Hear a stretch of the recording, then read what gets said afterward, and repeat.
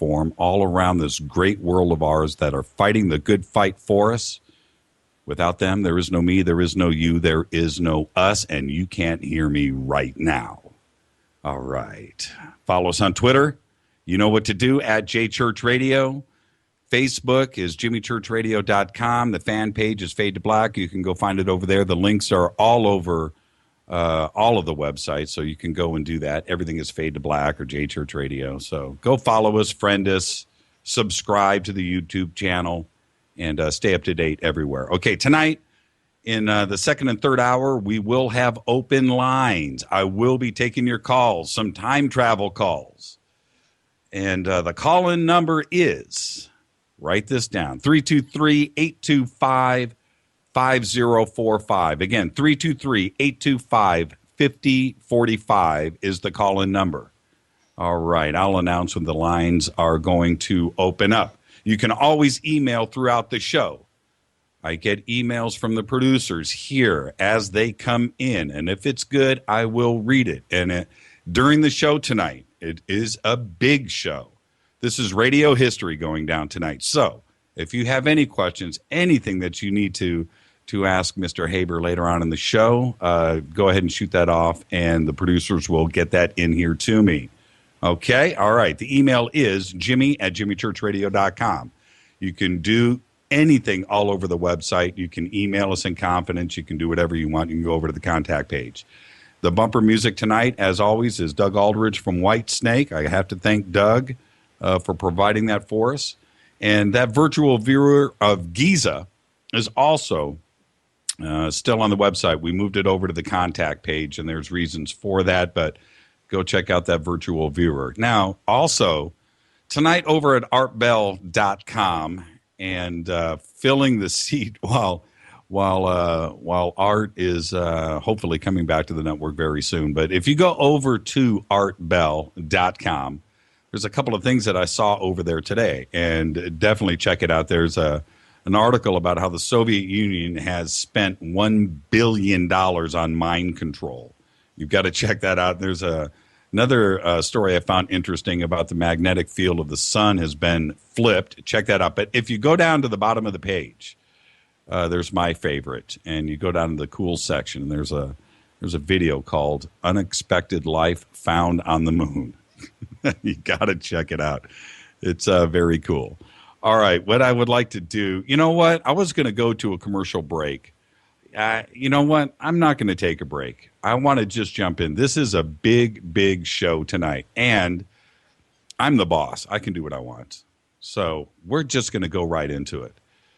And John Titor is a subject on the internet that has been alive for now 13 years. The anniversary for everything was back in November. We're now in 2014. So, but for 13 years, this story has had a life of its own on the internet. I did a segment on it last Friday, and the reaction that I had gotten, I had always planned on doing something about John Titor. You know, I would love to do it for art and keep this story alive.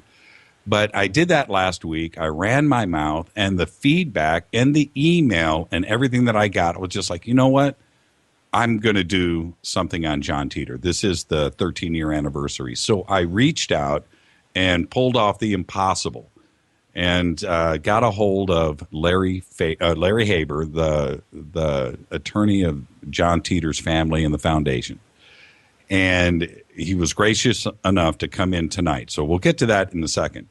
But this show is an event because of that. And so with Larry coming on and the preparation that we did this week and everything else, this is a really big deal tonight. And for everybody listening around the world right now, Larry, I'm going to introduce you in a second, but Larry just doesn't do this. And he hasn't done this in a couple of years. And so I would like to welcome Larry Haber, is the CEO of the John Titor Foundation, and he's an entertainment attorney in Orlando, Florida. Mr. Haber also represents Kay, the mother of John Titor. He was the director of legal administration for Universal Studios in Florida from 1988 to 1990. He was also the director of business affairs for Walt Disney World from 1992 to 1999. He's currently an attorney. and I would like to welcome to the program Larry Haber, ESQ. Larry, are you with us? I am with you. Thank you. This is a big deal for me, and as we have discussed, earlier this week, this has been an interest of mine since day one. I did participate and read all of the original posts on Art Bell's forums back in 2000. And so this is a big deal. I'm excited, and I just want to say before we get started here, thank you. And this is just a conversation, and I start every conversation off the same with all of our guests here. This is just a conversation, okay? We're just going to talk. And if I find it interesting, everybody out there is going to find it interesting, and that's the point. So are you ready? I'm ready. Happy to be here. Okay, thank you. Thank you. First off, before we get into the John Titor story, and most of the listeners out there know something about John Titor, but for those that don't, we'll get into that in a minute. But how did you become the attorney for the family and for the John Titor Foundation? How did that happen? It came about because I specialize in entertainment law, and a friend from law school back about 30 years now, I've been practicing law, but a friend from law school referred me over to Kay, and it was basically just another call that I get fairly frequently from someone that says, I'm looking for a lawyer, and that's how it started, just as simple as that. So at that time, did you know about the John Titor phenomenon at that time? No, not at all. And so when you first heard this, because it is it's fantastic is the story. I mean, is the word that you use with something like this. How did you react? Well, I get a lot of different projects. My practice includes doing films for people that do some really serious things, documentaries. A lot of times they involve zombies and they involve vampires and you name it. So I didn't take the call any differently. I thought it was just another project that somebody was working on with time travel. And for quite a while, I didn't even really know much about it. Didn't even realize that it was on the web, that it was being taken seriously. I mean, initially, I didn't think anything of it. I thought it was just like any other project that I would get, a call on or an email on. Did you? How long did it take for you to grasp that this was actually real? I mean, did you contemplate the hoax issue and representing something? Okay. Absolutely. I still, when I get asked the question, is this real? And people ask all the time, my answer still is the same as it was back then. I don't know. I really don't know. I have limited contact with my clients over the years. I work on very specific projects. I don't question whether or not, and I've never asked, are you for real? I do the work that I'm asked to do. I've never had anything that I've had any problems with ethically or any other type of issue that comes up to lawyers on a day-to-day basis. So I react the same way as anybody else would.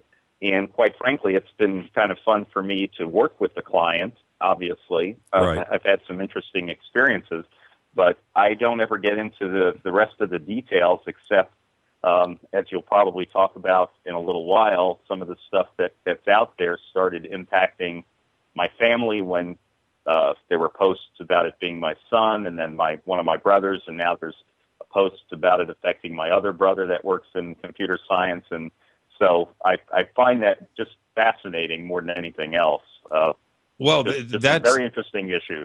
That's one of the points that I have always brought up, and I brought up on the show last week. And I don't want to segue too far out of the flow of things, but is this, if it is a hoax, just like the researchers and the people out there on the internet that try to find the truth, they're always seeking for the truth.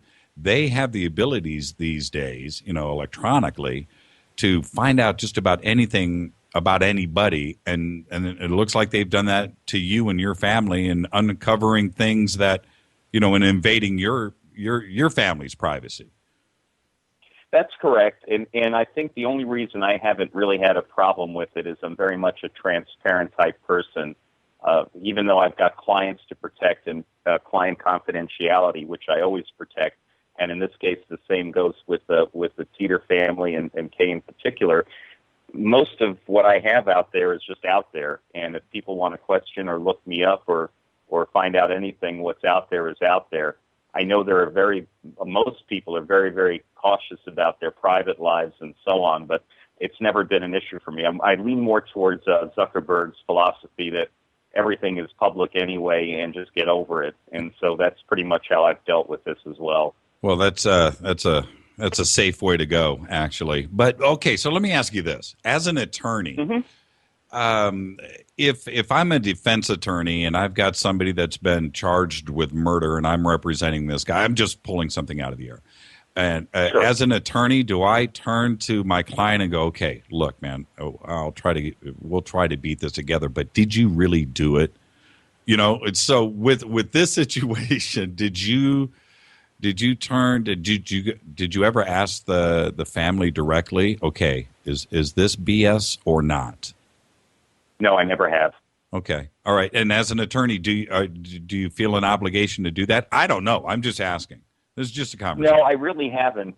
Again, if I was out there representing something to the public by saying in any point in time, this is real, and I knew it wasn't, I wouldn't do that. So in some ways, not asking the question or not doing anything more than doing the legal work that I'm asked to do is the buffer I have between, not saying something I shouldn't say.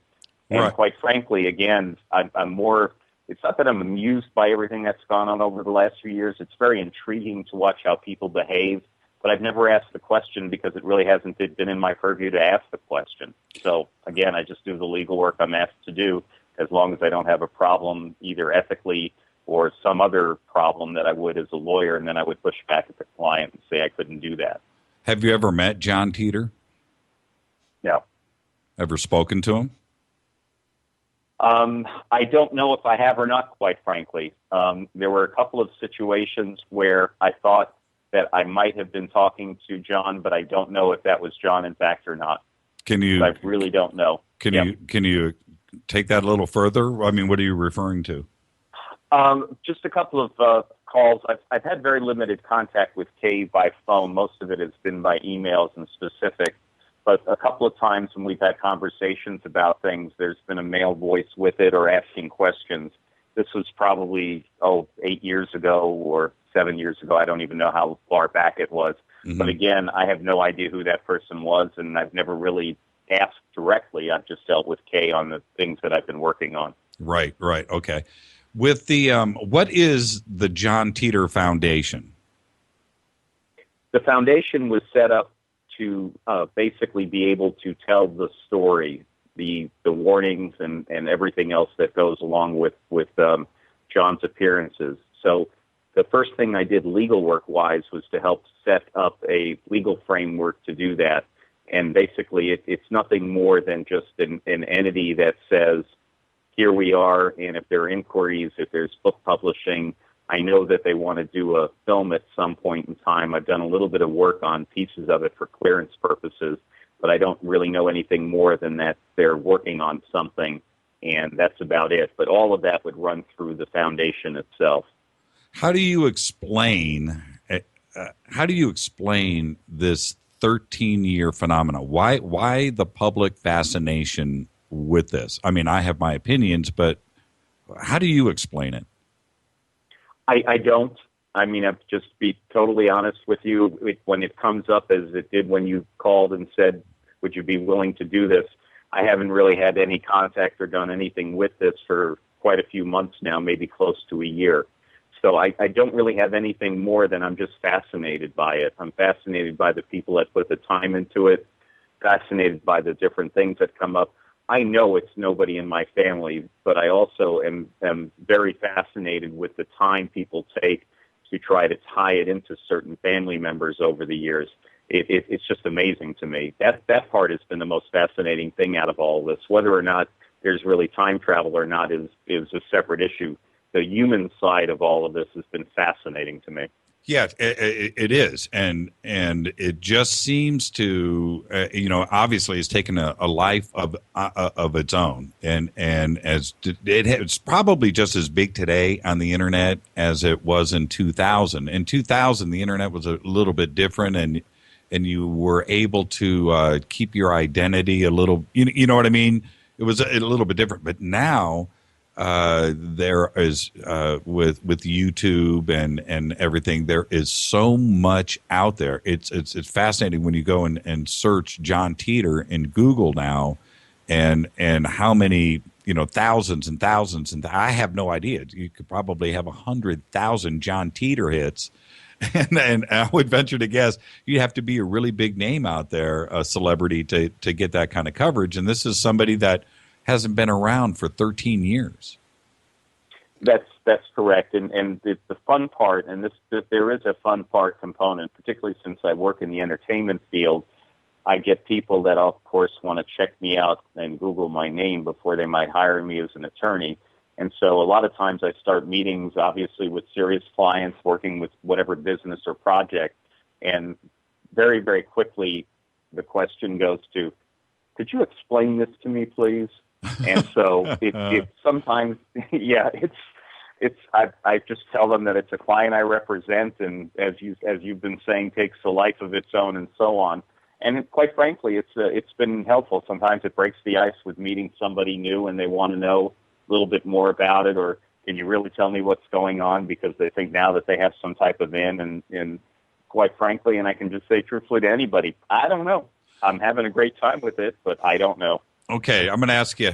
I'm going to go a little hard for a second on a couple of different subjects. Sure, go right ahead. Now, before I do, I just want to set up for everybody out there. John Titor was a time traveler from 2036 that came back, was on a mission, had to go back to 1975 and locate and procure an IBM 5100 computer for different reasons, but they needed it back in the year 2036 because of an event that was going to happen in 2038. So that was his mission. And then he came by 1998 and 2000, did a little drive-by to that period to do a couple of other things and also to visit his family. Now, but this is the question that I have. That 5100 computer, with all of the investigators out there, all the researchers, all those debunkers on this John Titor story, focused on that 5100 originally because of the statements that John had made online. And they tied that 5100 IBM knowledge, which apparently only a handful of people in the entire world knew these certain facts about this 5100 computer. Nobody knew about it in 2000. And so, but they focused on your family, your son, your brother. And so how do you react to that? I mean, because it's just a crazy coincidence that Larry Haber's family are computer gurus and nerds. And so how do you react to that? The funny part is when all this started, my son was planning on becoming a lawyer like me, and during high school decided to switch into computer science. And so a lot of the posts back then focused on the fact that had to be some type of ruse, and therefore once it was known that he became a software engineer, that had to tie into John Titor. And then, of course, they focused on one of my other brothers, Richard, who was present with me when we did an interview. I don't even remember what year it was now, for Italian TV, and he works in the computer field. And then lastly, the big reveal was my youngest brother, Maury, who got tagged because he works for a big computer security company called Beyond Trust, which a lot of folks would be familiar with. And that of course, makes the conspiracy even bigger because he's working on some really high-level stuff. So from my perspective, obviously it's just a coincidence, but it certainly helps feed everybody that's going after different members of my family for being involved in this. Right. Well, okay. I'm not going to ask leading questions, Mr. Attorney, sir. But no, so go right ahead. But your answer is an emphatic no. No. no. Unless I'll qualify it, and here's the lawyer side of me. Unless someone in my family is really, really, really perpetrating something for a very long time, which I can't even imagine, no, absolutely not. How old was your son in 2000? In 2000, he was 14. So when this started, he wasn't even high school yet, I guess. No, did anybody else in your family, again, I'm not asking a leading question, I'm asking a direct question. Sure. Did anybody in your family, your brother, your younger brother, I don't think your son did, but did anybody have knowledge of this IBM situation with Linux, or not Linux, Unix and the code that they needed? No, I can tell you that my youngest brother's been involved in the computer field for since he's been in high school, college, and majored, and that's been his whole career, but nothing regarding the 5100 computer. The only thing I can tell you about the 5100 computer is that Jay Cheel, who did the original movie that I had some interviews in, did a follow-up interview with me for a movie, and I haven't heard from him in a while, so I don't even know if the movie's out or ever came out or what he was planning on doing with it. But I was sent a 5100 board, or I was told it was the board from a 5100 computer to prove that the 5100 computer was part and parcel of what John came back with. I still have that board. I have no idea if it's out of a 5100 computer or out of a toaster, quite frankly. But it's apparently when Jay took a look at it, as far as he could tell, it was something that was real. I've never done anything more to independently verify it.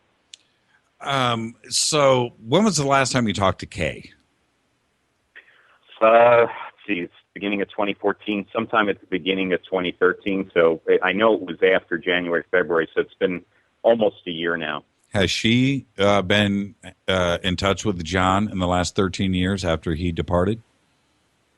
Yes, I'm aware of that, definitely, and certainly some of a couple of the phone calls I had a number of years ago where at least I thought that was who she was talking to at the time. I think there might have been, I'm trying to go back years. This is not going to be accurate for you because I really haven't kept track. I think probably 2011 might have been the last conversation, 2010 or 2011 might have been one of the calls I had with her where I would have thought that if anybody was back there with what the questions were going back and forth, that was John. So, but again, this is 3 or 4 years now, and I really didn't pay much attention to the specifics of it. So I guess what you're saying is then that John has been back? Are you saying that he was at the Titor house and was talking in the background? Is that what you're... As far as I know, yes, but I have no idea if that's who it was or if that was real. It sounded to me, and again, I've never done can you verify that is? I've never asked those types of questions. I've always respected the privacy of the client. As much as everybody else would love for me to have said, what's going on here? I've never done that. Right, but so Kay, who is the mother of John Titor, you're saying that Kay has had, well, I understand that he's possibly been back, and that Correct. Was something you're assuming, but is she in some type of communication otherwise? Email? I mean, how does somebody from the future communicate with his mom? I don't know. This is the beautiful time travel conundrum that all of us love, and I'm a sci-fi person, and if it wasn't me being a lawyer, I'd love to be, working in, I'd be a physicist or something like that if I had, if I could have gotten through math during high school. But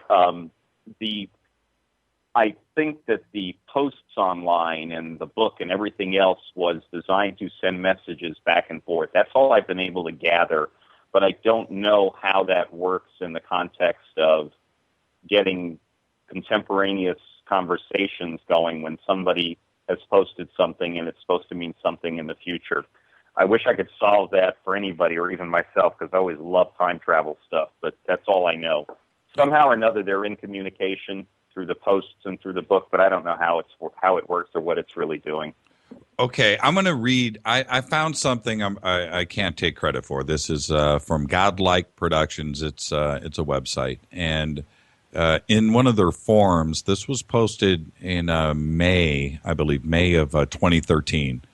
And it's not really long, but it's not short either. But I'm going to read this to you, and I just want to get your reaction, okay? Sure. It says, I was the original John Titor. Here is my story. I first started posting in Time Travel Institute forums way back in November of 2000 under the name Time Travel Zero. When I realized that there could be a chance of profiting out of my claims, I decided to continue posting, but opted to choose the name John Titor. John was the name of my brother, and Titor was the name of my cat. It was at the Art Bell forums where I decided to start living as John Titor. I found that I had more and more of a following, so I opted to continue with my story. John Titor became too much for me in the end. It became a legend, and I couldn't handle all of the attention I was getting. Throughout the years, I have switched forms and ultimately ended up on GLP under a new alias, Godlike Productions. Many of you will know me in the community here, except I'm not going to disclose my username. I'm a 43-year-old British male with a family, and I had decided never to return under the Titor alias given the publicity that it had gotten. Now, all of these years later, Titor is no longer relevant, and my predictions were proven as false, so I feel safe finally coming out and telling you the truth behind this. It's been fun, guys, but I'm afraid this is the truth. I've enjoyed all of your speculation and comments about me over the years. Thank you for keeping the myth alive. Respectfully, John Titor. How do you react to that? Wow. Well, first off, I've never seen or heard that before. I don't go online very often looking for Titor-related stuff. All I can tell you is as far as I know, it could be real. It could be the people who I've been communicating with. I've never had anything more than, again, phone calls and emails. I don't think that any of that's real, but I couldn't tell you for sure that it's not. I know that's not a very good answer, but that's as best as I could come up with. I hadn't run across that one before. Well, I was surprised, too, when I read it. And the thing is, for me, when I read this, there's a couple of clues here that this guy, although well-written, he's made a couple of mistakes. One, he says he's British. And all of the original Titor posts came out of, well, quite frankly, your home state of Florida, right? They came out of Tampa. Right. So, and those IP addresses were confirmed, and it wasn't a British guy. So, but, you know, my reaction was kind of the same as your, you know, it's kind of like, okay, well, maybe, possibly, but, and it sounds genuine. And we're always looking for answers in this, but you know, I found a couple of holes in this. But the British tie for me was the giveaway. I don't know enough about the computer area to know how people do what they do when you try to trace an email address. I know just from reading that people obviously can say that they have a email address here, but it originates in Russia, or all the different phishing scams, etc. So I'm not even qualified to be able to say to you that it couldn't have been that person. And even though the email addresses were tied to Tampa, I don't even know enough about it. That's why for me, it's very difficult to say, yeah, that makes sense, or it doesn't, or how could it possibly be, even though things were tied to Tampa? I have no idea. John Titor supposedly, now he said this himself in his last post, or his second to last post. He said that his departure, his dad was going to videotape it. Have you seen this videotape? No, I know it exists. That's all. I've been told. Well, no, I don't know that it exists. I've been told that it exists. So his dad did. That was one of. Right, I was just told it. I've never seen it. No. If you do, and I've said on this show, and I've also posted a couple of. If anybody knows out there, I would love to see that video. Oh, by the way, everybody that's listening right now, there are. We're going to get into some pictures that John Titor had posted, and you know they're quite infamous now. But if you haven't seen them, or if you want a little refresher, over on our website, jimmychurchradio.com, there are pictures there. There are pictures over at artbell.com. Whichever website you are surfing on right now, you can go and check out the pictures. Okay. So you've seen all of the evidence that John had posted? Have you reviewed every picture? No. No, I mean, I quite frankly, when you called to ask me to come on the air, I went to your website so I could see some of these things because I hadn't looked at them in a while. Right, So right. I'm as intrigued. Yeah, I'm as intrigued as you are. I'm looking at them again now. I've got my computer open and I just pulled them up again. Yeah, it's cool. It doesn't mean anything to me. I don't know what's real and what isn't. Somebody can look at some of those diagrams and tell me, wow, that looks like it could be real. But to me, it's just a picture of some electronic parts. Well, this is the thing for me, and again, I'm not focusing on you, but it kind of relates to you. But here's the question: this hoax, when you look at those pictures and you look at the artwork, you look at the manual, you certainly can refer to the forums and all the technical speak that was done, that not only physics related and time travel related, but the technical stuff that was there. There must have been a team of people involved on this hoax. That just doesn't come from one guy. One guy doesn't build that, a model of a time machine like that, get it installed in a vehicle with the labels and the and the model work that's involved, and then you have the computer experts with that aspect. There's just a bunch of people involved in this. I just don't believe it was one guy, and so that's why I just feel that if you lie, you're going to get caught. Somebody's going to, somebody involved in this is going to either come forward or get caught or have an ex-girlfriend that wants to call them out, whatever. But that hasn't happened, has it? No, as far as I know, it hasn't. And again, I can look at all of this and say it came off the back of a cereal box for all I know. What do you mean? What do you mean by that? What do you mean? Oh, just looking at the pictures. I mean, I don't have any working knowledge.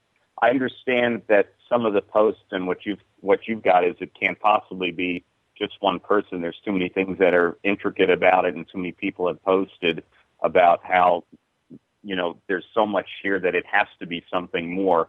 But I've never done anything to independently investigate it, so I have no idea. Well, I mean, I can look at this stuff just like everybody else and go, that looks nice.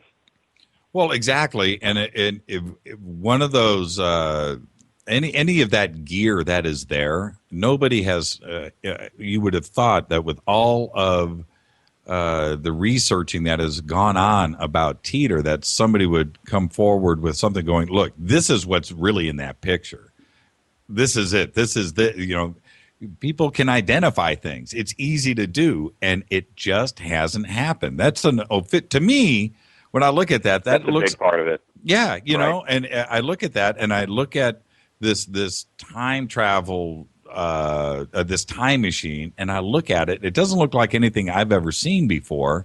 And if it's an official piece of military gear from our military, somebody would have come forward and said, "Hey, that's not that. That is actually a radio, or again, it's a toaster from 2036. Exactly. And that's how we toast bread at that point. I know. I'm just clicking online at the Titor plus gravity distortion box just because, again, it's been so long since I've probably even seen or even thought about this thing. And, yeah, you would hope somebody would have looked at it and said something about it. And I guess, as you're saying, nobody has. So there you go. Well, as an attorney, you're an entertainment attorney. I live here in Burbank, the entertainment capital of the world. Very proud of it. Everything is here. And you've been here probably many times. And, Universal Studios and Warner Brothers and Paramount. It's all right down the street, from the studio here.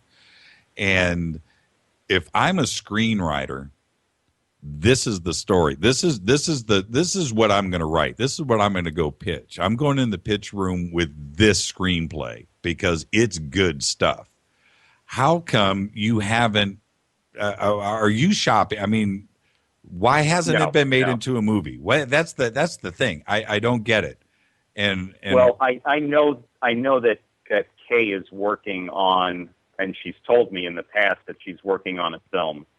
But because I don't get involved with any of this from a producer or let me shop this or let me sell it or let me talk to somebody, I haven't really been involved except when I get a call or an email that says, could you tell me if I can do something this way? Is it legal or not? Well, why And wouldn't? But why wouldn't you want to shop this? I I would, I quite would. frankly, I would if I was asked to. I've never been asked to. Again, I have to go back to just being this disinterested lawyer. I don't know how else better to say it, except that from a personal standpoint, I'm fascinated with the story. I haven't spent time with it the way obviously some people have, but again, because of the attorney-client side of it, I just react to what my client asks me to do. Well, is And in that this case, my client's one person, as far as I know. It's only one person. It's a female voice named Kay, and that there's more things to come at this point in time. I'm told they want to work on a film. I know a video exists I've never seen. So I'm assuming more things will happen, but I am not privy to any of what's going to happen or when it's going to happen. is that your out when somebody says, "Hey, look, here he is. He's an entertainment attorney. He's in this for the bucks. This is all just something. It's a big ruse. It's a big setup, so he can make the big killing. But for 13 years, you haven't done that. So is that your No, I haven't. is that your get out of jail free No, card in this whole thing? I can tell you I've been paid over 13 years in the low few $1,000s for specific legal work, and that's it. And the rest of the time, whether it's interviews or getting on a radio program like yours or any of the other interviews I've done, I haven't been paid for any of that. I'm certainly not making any money off of this, nor did I look to make any money off of this, nor would I have any way to do it except to just when somebody invites me to come on a radio program or somebody says, can I film you like Jay Shields movies did, I just try to be just a good sport about it and go ahead and do it. But no, I haven't gotten anything from this. Okay, well, I just wrote that down. A few $1,000s for 13 years. Okay, so I need an attorney, Larry. Sure.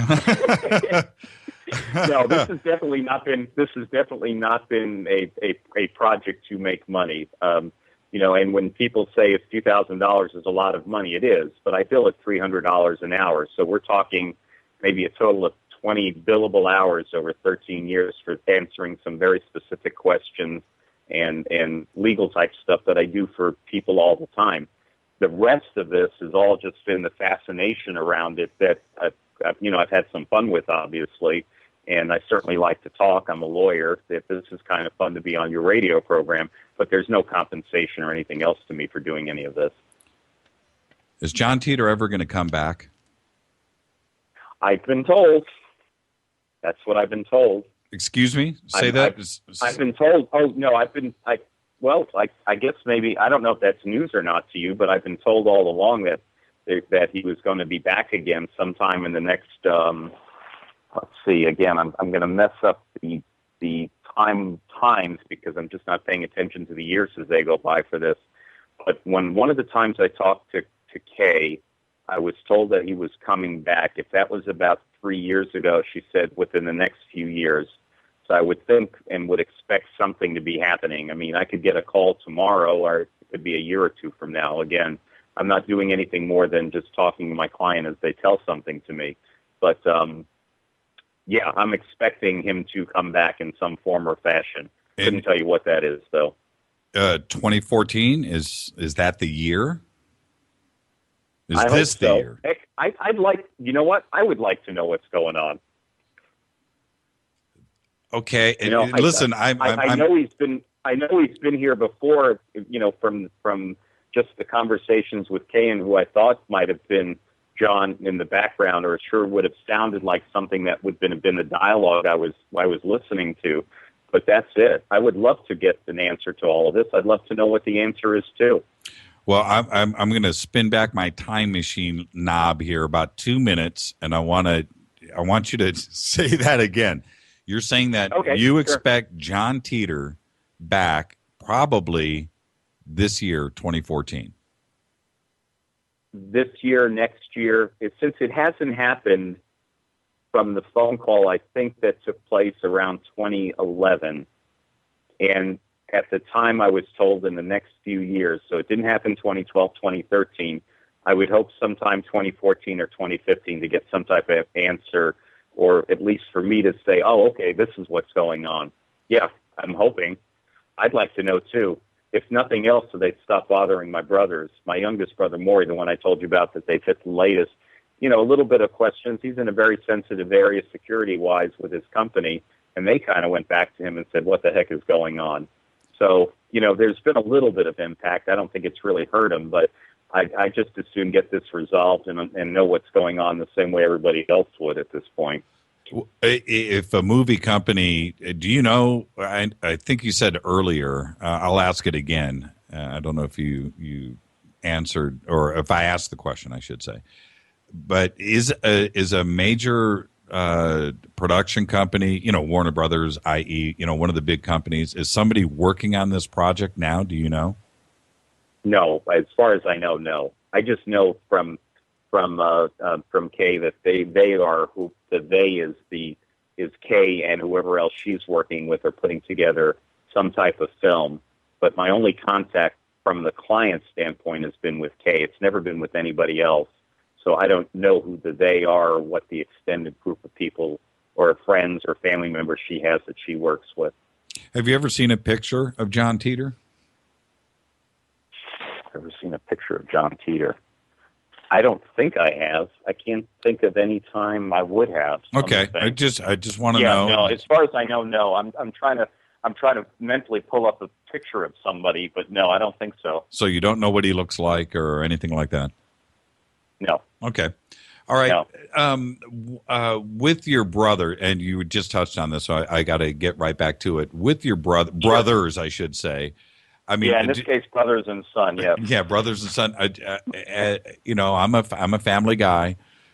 I'm a husband and father as well. And so, do they ever just throw up their arms and go, "Man, I can't deal with this anymore, man. I just can't deal with it," or are they as open-minded and willing to deal with it as you are?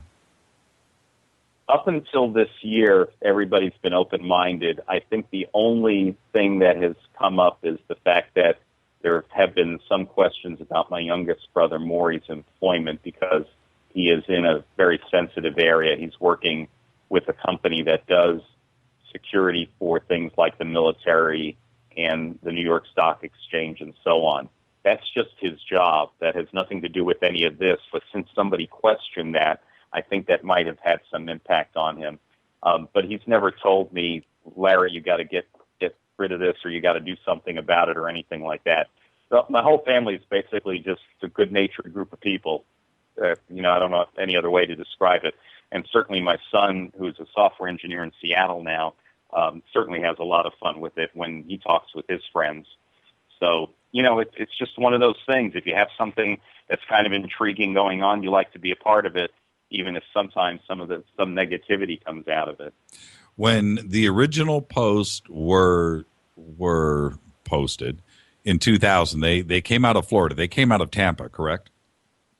Well, that's what I've read, and I think you said that earlier, that they were sourced to. But what I don't know, what I've never been able to, when people ask me they had to come out of Tampa, my answer back is I don't know anything about how that works to be able to tell somebody, oh, you have to be right, Tampa is it, or you're not right, it can't possibly be Tampa.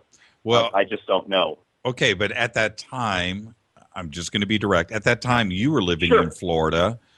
Is that that a coincidence?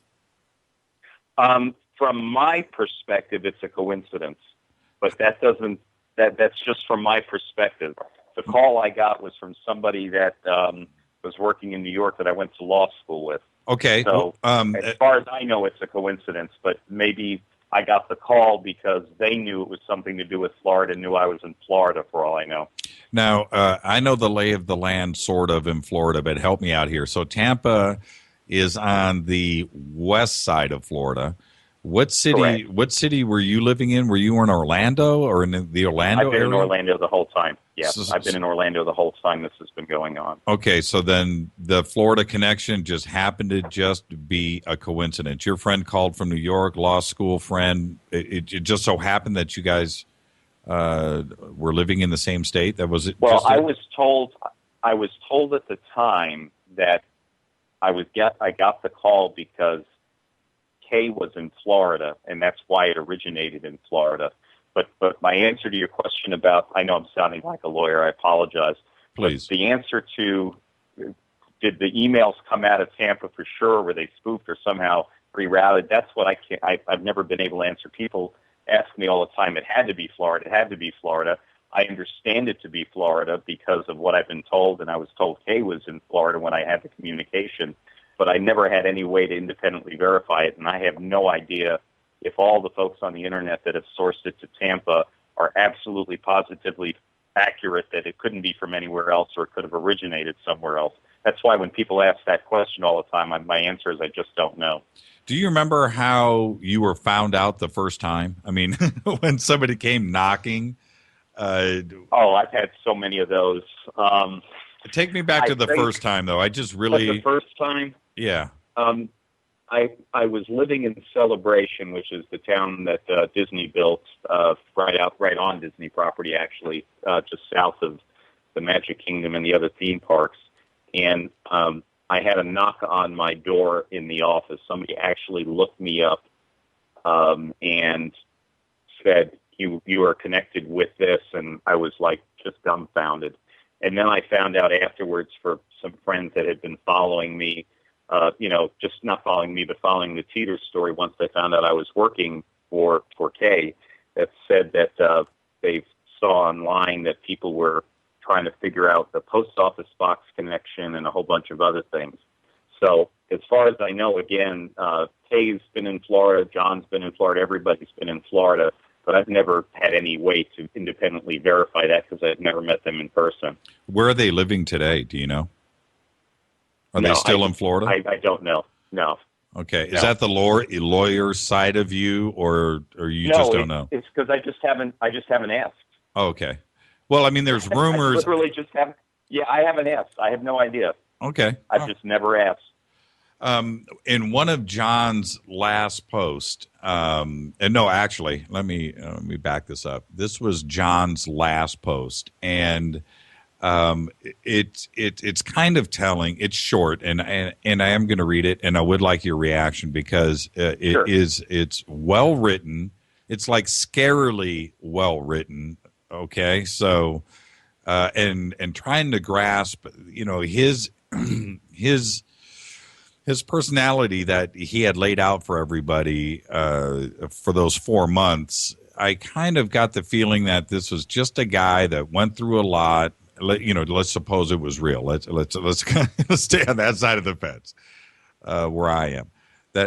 He's a guy that went through a lot. I don't know if he was all that educated and stuff, but when you read this, this was just a really well written thing. And so this was his last post on March 24th, 2001.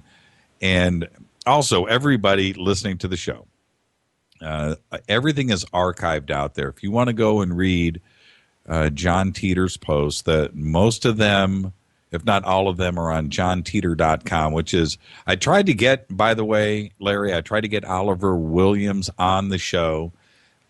He is harder to get on the phone than my mechanic, and I'm just going to say that right now. And so I couldn't chase down Oliver Williams, but he certainly, for a long time, as you know, spent a lot of time. A lot of people thought he was, John Titor, but he spent a lot of time archiving everything at johntitor.com. The site hasn't been updated in a long, long time. But it doesn't really need to be updated because there's nothing to update. But the important stuff is there, which is all of the original artbell.com forums and from other forums too as well. Everything is there. So if you do want to go and check it out and research it, it's there. And it is a lot of stuff.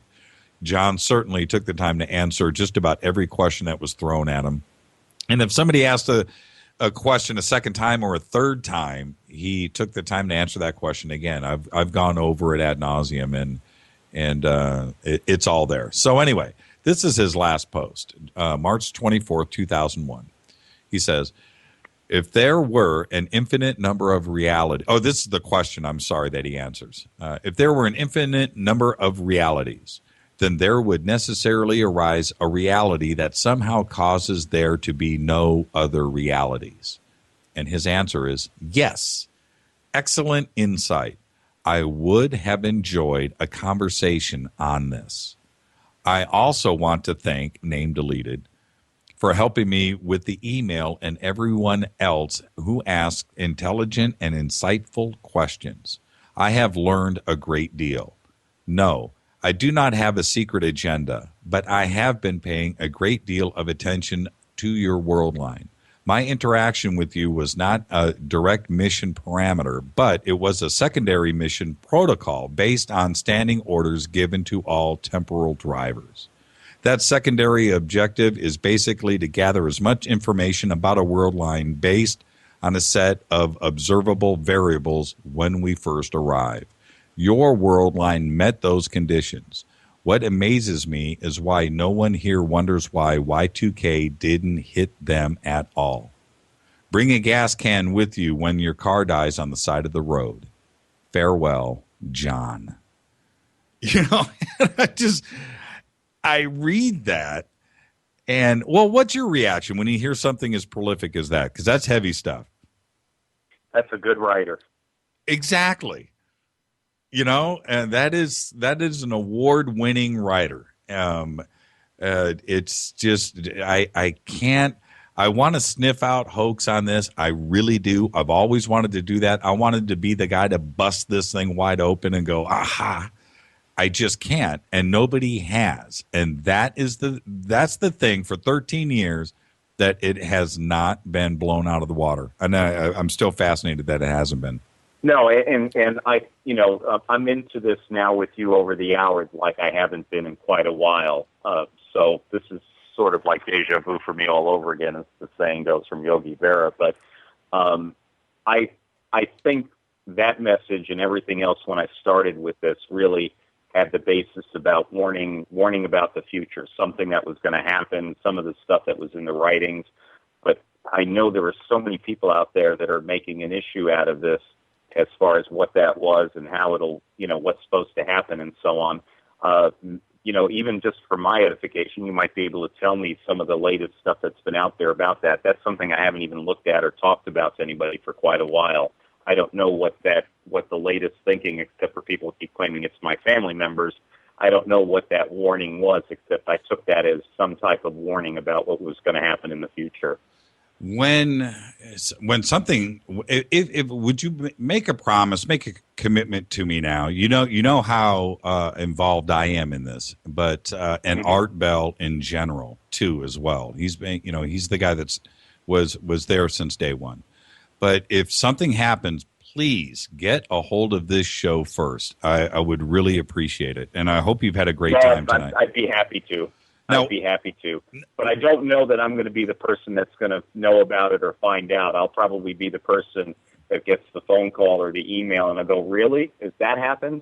But if something happens that I can do or find out in advance, I will be happy to do so. Okay, well, just think of me. You're going to be thinking of a lot of things at that time, but, just try to remember it. So what's in the future for you really quick? We're up against a break, but is there anything that obviously we've got a 2014 possible sighting for John Titor, and that is big news for everybody and myself, and I'm excited about that. But is there anything else? No. I have a really nice law practice. Kids are great. Daughter lives in New York, son in Seattle. Daughter got married. I mean, just the normal stuff that happens with everybody. This really has just been I get dragged in, so to speak, when people call or, like get an interview like this, and it's sort of fun being back in the moment again. But once I'm off the air, I still got some work to do tonight. I'm back off doing whatever it is I'm doing. If something pops up, or if somebody wants to do some type of project on this, I'll be happy to pass information along. I think, if anybody has any type of project they want to work on, a movie or something like that, I've always been the conduit to forward the information to Kay, basically. So they're welcome to contact me, any time if there's anything that anybody has or that they want to do with this. But I've just tried to be, open-ended with here, I'll pass this along, and then if something happens, that's great. Well, if somebody does contact me, I will definitely pass that along to you directly too as well. I want to thank you for coming on tonight. It was my pleasure, and I really enjoyed it. And I know that you don't do this often. And when we talked about this earlier, and you had told me it had been a couple of years, I was just like, man, please, Larry, don't say no. And you said yes. No, and no, actually, it was fun.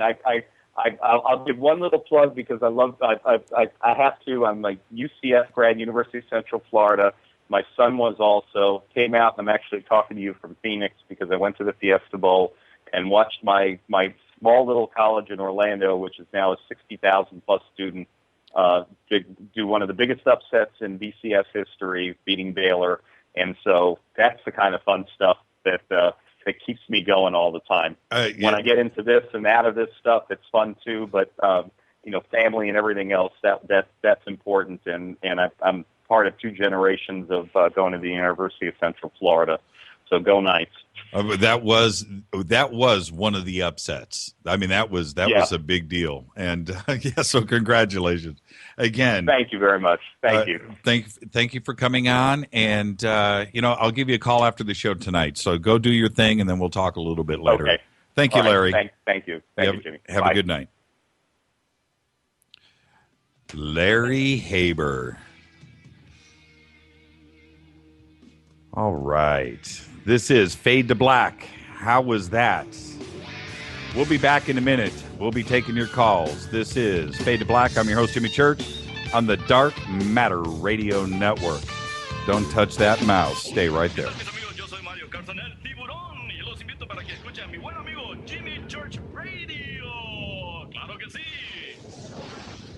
Oi, oi, I'm Reese Evans. You're listening to Jimmy Church. This is Revolution. The revolution will not be televised. The revolution is on radio. Ciao. JJCR in your face. JimmyChurchRadio.com On the Dark Matter Radio Network.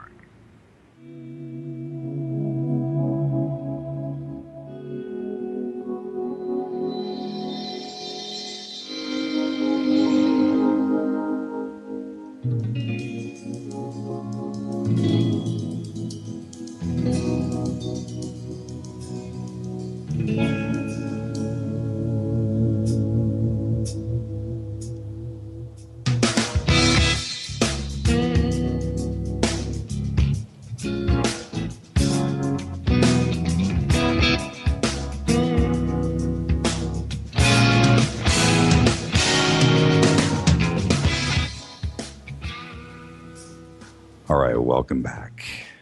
Fade to Black, Jimmy Church. Today is Friday, January 3rd, 2014. Larry Haber. Want to thank Larry for coming in. I think everybody understands the significance of what just went down. That was some big stuff.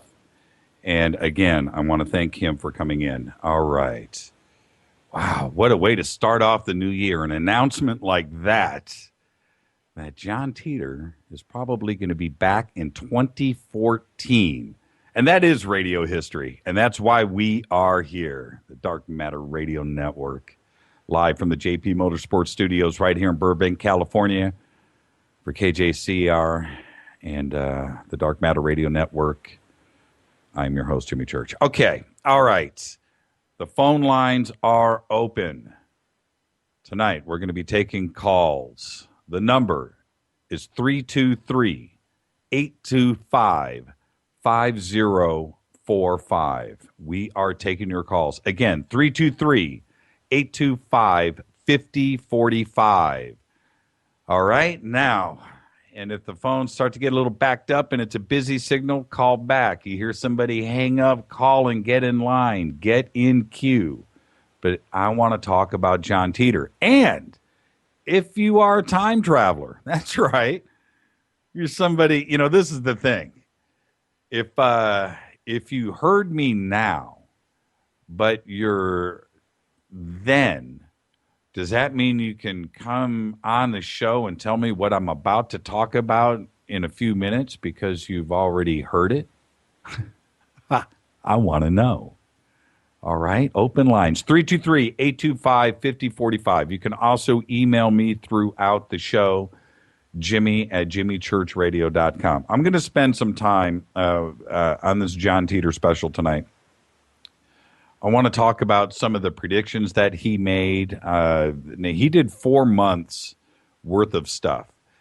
And you heard me talk about this last week, and Larry and I just talked about it a little bit here. But the amount of material that John Titor did over those 4 months, it's absolutely incredible. I've never counted. I don't know how many questions he answered. I don't know about how many predictions that were actually up and how many predictions came true, how many didn't. But it's 4 months worth of stuff. And to go and look and read and go through and analyze, it's a crazy amount of material. So some of the things, when you go to some of the original posts, and I talked about those last week on the air, the original post just came out of nowhere. And he acted like he had never, well, I don't want to say never experienced the internet, but it certainly seemed that way. And it came from a place of almost innocence. I don't know. But like the first post that he had ever done was, is there a site where I don't need to register personal information to post pictures? You know, and a question like that comes in out of nowhere. And you just have to wonder if you were part of those forums back then, and these were forums with some pretty bright people, you know, on there, and you read something like that, and you almost want to move on and ignore it. But it was like somebody that was trying to get, not only a little bit of help, but was just asking for maybe a little bit of attention. And so, and then that was on November 2nd. And then, like a couple hours later, some people were asking about these pictures that he wanted to post and wanted to ask him some questions. And that immediately happened. And he responded back with, "I'll be happy to send them to you and answer any questions you may have." You know, and one of the things when somebody is confronted with a time traveler in front of you, I'm assuming you go for the jugular. You know, it's a money thing. Those thoughts immediately are about money and the stock market and what is gold trading for in the future. Should I buy what should I do? Who won the World Series? Who won the Super Bowl? What bets do I need to place at the Kentucky Derby? You know, those are the questions that somebody's going to ask. You know, the greed factor comes in. I would probably ask those same questions myself. But those were the questions that he refused to answer. Okay, so again, 323-825-5045. We've got thousands of people listening around the world right now, and I know there's a lot of John Titor fans out there. Give me a call. I'll bring you live on the air. And also, if there's a time traveler out there, I do want to talk to you. I really do. And it's a situation where, for me, if there is a time traveler out there and he's listening to this show, then he knows about this show. And that means I want to talk to him. So right now, I'm going to take a little bit of a break. This is KJCR on the Dark Matter Radio Network. This is Fade to Black. I'm your host, Jimmy Church. More with John Titor and taking your calls right after this when we come back. Stay with us.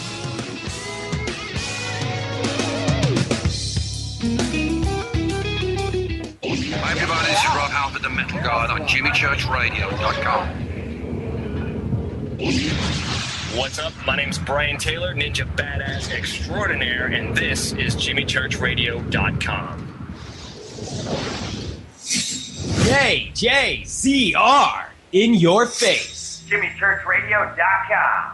On the Dark Matter Radio Network.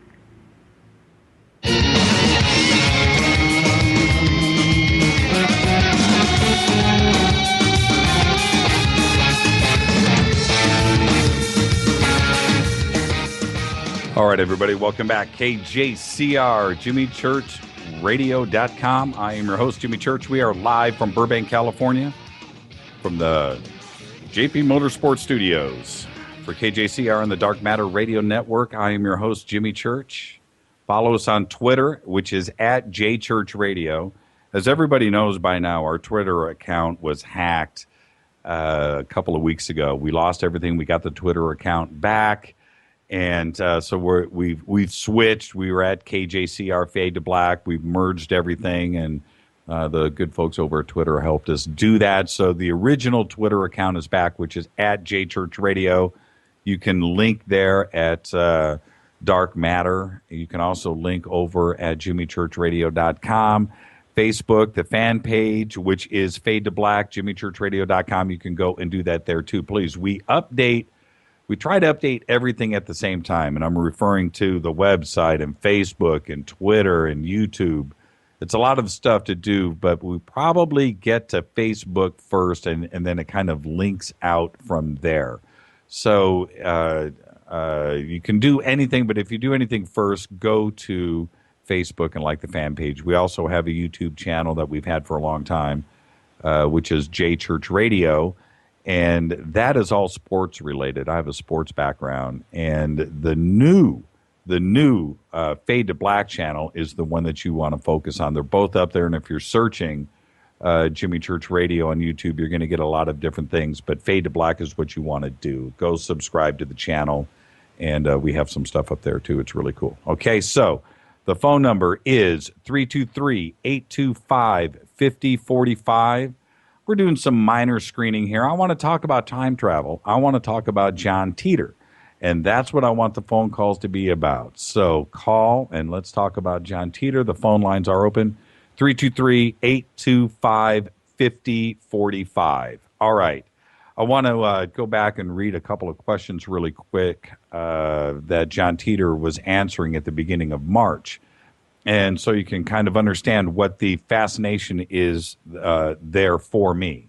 But when Larry and I were talking earlier, the amount of people that it would take for a hoax like this to not only get off the ground, but then to stay alive and be accurate and not make any mistakes and not any obvious blunders, the amount of people that would have to be involved would just absolutely be incredible. And the way that John was answering these questions, is there somebody else writing and thinking for him? A scientist, somebody from the Army, a computer specialist, obviously somebody that knows something about physics and time travel and wormholes and black holes and CERN, and it's a crazy thought, but somebody would have busted somebody somewhere, and it just never happened. Nobody to this point has been called out on this entire John Titor hoax. Okay, now, so listen to this. Here's the question. What does the light look like when you time travel? His answer: the light bending only lasts a second. It's like driving under a tunnel and being in total black. Immediately after that, question comes in. He says, do people know where you are? Can you communicate with your home? Answer: no. They do not know where I am, and I cannot communicate with them. Interesting idea, though. From their point of view, I will return almost exactly at the same moment I left. From their viewpoint, I will only have aged more than expected. Now, I just need everybody to just wrap your head around exactly what he is saying here. Next question. Is there anything to add about what time travel looks like? While the machine is on, everything is black. When the machine is turned off, it is the reverse effect. It appears that you are driving out from a bridge. To tell you the truth, I'm usually sleeping when the unit turns off. But yes, it does appear that the world fades in from black. I mean, absolutely incredible. Now, I want over at jimmychurchradio.com, I've got pictures posted. So when I had first, and they're also on artbell.com, but when I first saw these pictures, this is the thing. I remember reading the post, and this guy says suddenly that he's got pictures, and then boom, this first picture pops up, and I must apologize. I think somewhere out on the net, by the way, there's some really, really, really, really clear pictures out there, because I remember zooming in and looking at these pictures close up. I have an art background, and I had many, many years ago, I worked for Bell Laboratories. And when I was at Bell Labs, I was an artist, and I worked with graphics and keypads, and anybody, that remembers me from back then knew exactly what I did, which was I did telephone keypads and a lot of illustrations. But what I did do at Bell was when you work with stuff like that, which is not unlike these pictures that are posted here. When you pick up a telephone, on the bottom is instructions or where it's made, and then you have the different graphics on a telephone. And I'm used to looking at stuff like that. So when I saw these pictures posted, the first thing I wanted to look at is how fake it was. That get the labeling on this and the instructions and the stuff this was stuff that I knew something about personally. So I looked at these pictures close up and studied everything on it. And I know what it took back at the laboratories to put a model together of something to make it look real. And there are I'm talking about engineers. You have the electrical engineers. You have the guys that are designing the housing, and then you have your graphics guys like myself that were involved in putting something like this together to make it presentable to photograph and present and so forth.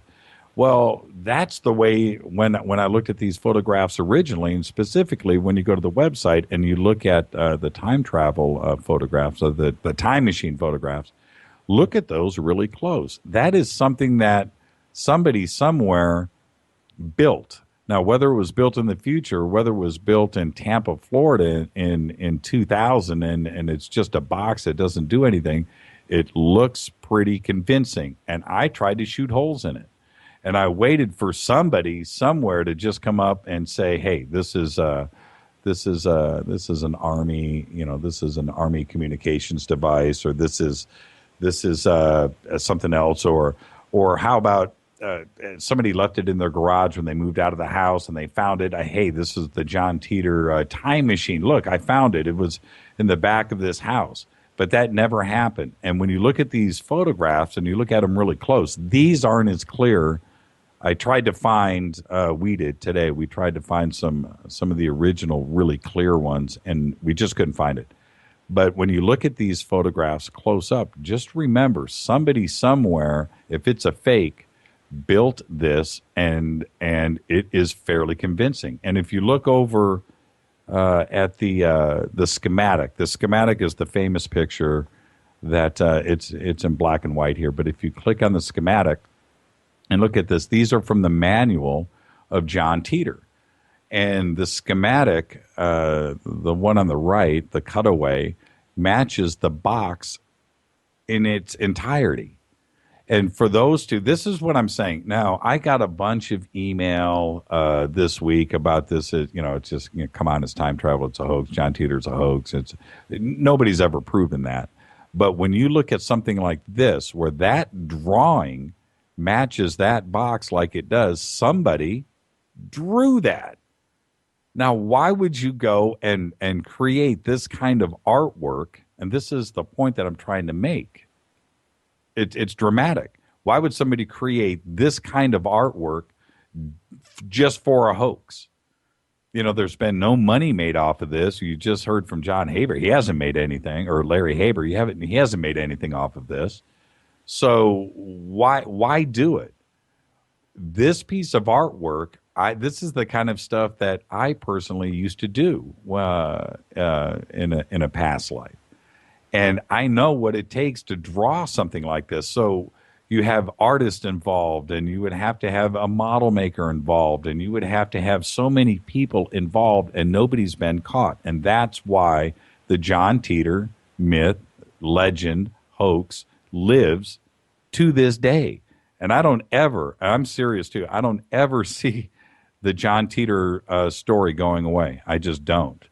And open lines are 323-825-5045. I'm your host, Jimmy Church. This is Fade to Black on the Dark Matter Radio Network. I want to thank everybody for listening tonight and everything. I'm going to take a little quick break. We'll be back with more John Titor after this. Again, 323-825-5045. We'll be back right after this.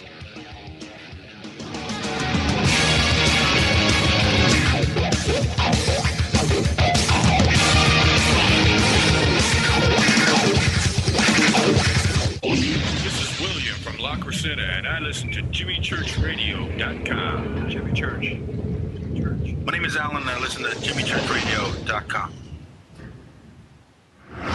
He's always giving it to you straight. JimmyChurchRadio.com. On the Dark Matter Radio Network. Hi, this is Rob Reiner from Anvil, and you're listening to JimmyChurchRadio.com. What's up? I'm Chris. What up? This is Kyle Massey, and you're listening to Jimmy Church Radio, the Revolution. I need you here right in my arms. You made it clear and you disappeared. All right, I am back. Caller, are you there? Can you hear me? Success. You got to love it. You got to love it. Who's calling? Where are you calling from? Actually, I'm calling because I had a friend of mine send me an email telling me Larry was going to be on tonight. Okay. I'm Oliver Williams. Oliver.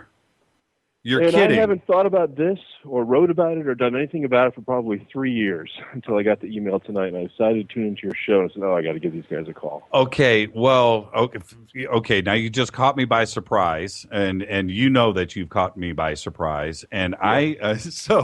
I had actually I sent an email out to Art as well, and a few other people around the country trying to chase you down, including Larry. And I was like, we've got this guy, and I think you heard me say earlier, if you're listening to the show, that you're harder to find than my mechanic, when I need my mechanic. Well, I apologize for that. Of course, you mentioned it yourself. There's really not a whole lot of updating left to do, and it was one of those things I sort of lost interest in, and, I'll check the email maybe once every few months. So, yeah, it's possible that I might have gotten the contact. I just haven't looked at the email in a long, long time. And I thought about that, but what else was I to do? And it was okay. Well, listen. Okay, did you listen to the interview with Larry? I did. I caught probably the last 40 minutes of it. Okay, you heard. Well, now you've got a reason to go and update your website. Yeah, actually, I was kind of surprised to hear that, which is why I wanted to call in to see if there's anything else I missed. Well, the two things that were kind of shocked me were that he's been here before, and that Larry's expecting him again. That I haven't heard that before. Now, look, that was like I can't tell you how stunned I was, and I knew that. In talking to Larry, I didn't want to know. I just want to have a conversation. I don't want to know what somebody wants to say. I don't have anybody preempt me with questions and stuff. That's not how we do this show. It's not the way that I want to do it. And but having Larry on the show, which he doesn't do often, if ever, he's only done a couple of them. So to get him on the show, I just wanted to have everybody out there feel like they were talking to him for the first time, just like I was. And so when he hit me with that he expects John Titor to come back in 2014, that's news. That's big news. And the fact, like you said, that he probably talked to John in the background of a conversation with Kay. You know, the thing that's always been sort of perplexing about Larry, and you brought this up yourself, and again, you know, I first heard about Larry, I think it was back in 2004, which is, 10 years ago. And I think I had contact with him once, maybe 5 years ago. But the thing about Larry is that he seems to be very aloof. You know, there's not a whole lot he seems to be able to add to this, and you would think that somebody in his position would be trying to pitch something. Well, but that was my question to him. Why, for 13 years, why aren't you pitching probably one of the greatest movie things that you could do? I mean, I would think. Yeah, I mean, he just doesn't sound like a lawyer. You know, he just sounds like a guy who sort of fell into this, and I'm doing my job, and I'm cashing these measly checks, and that's where I am. Okay, well, hold on, Oliver. I know who you are, but let's back up for a second. This is Oliver Williams. Oliver is the webmaster and builder and creator of the JohnTitor.com website that I was actually talking about all night. Where Again, I go, oh my God, I got to call this guy. I can't believe he's even talking about the website. Well, for me, so Oliver, when did you start the website? Let's back up. All right. I first heard about this not way after, maybe a year after it got started, back in about 2003, I think it was. And I was one of those people who heard about it, went and voraciously went all over the web trying to read everything I could about this guy. And it was annoying because you keep having to jump to different websites, and I just had this idea to just copy and paste them into a single site. So that's how I got started doing it.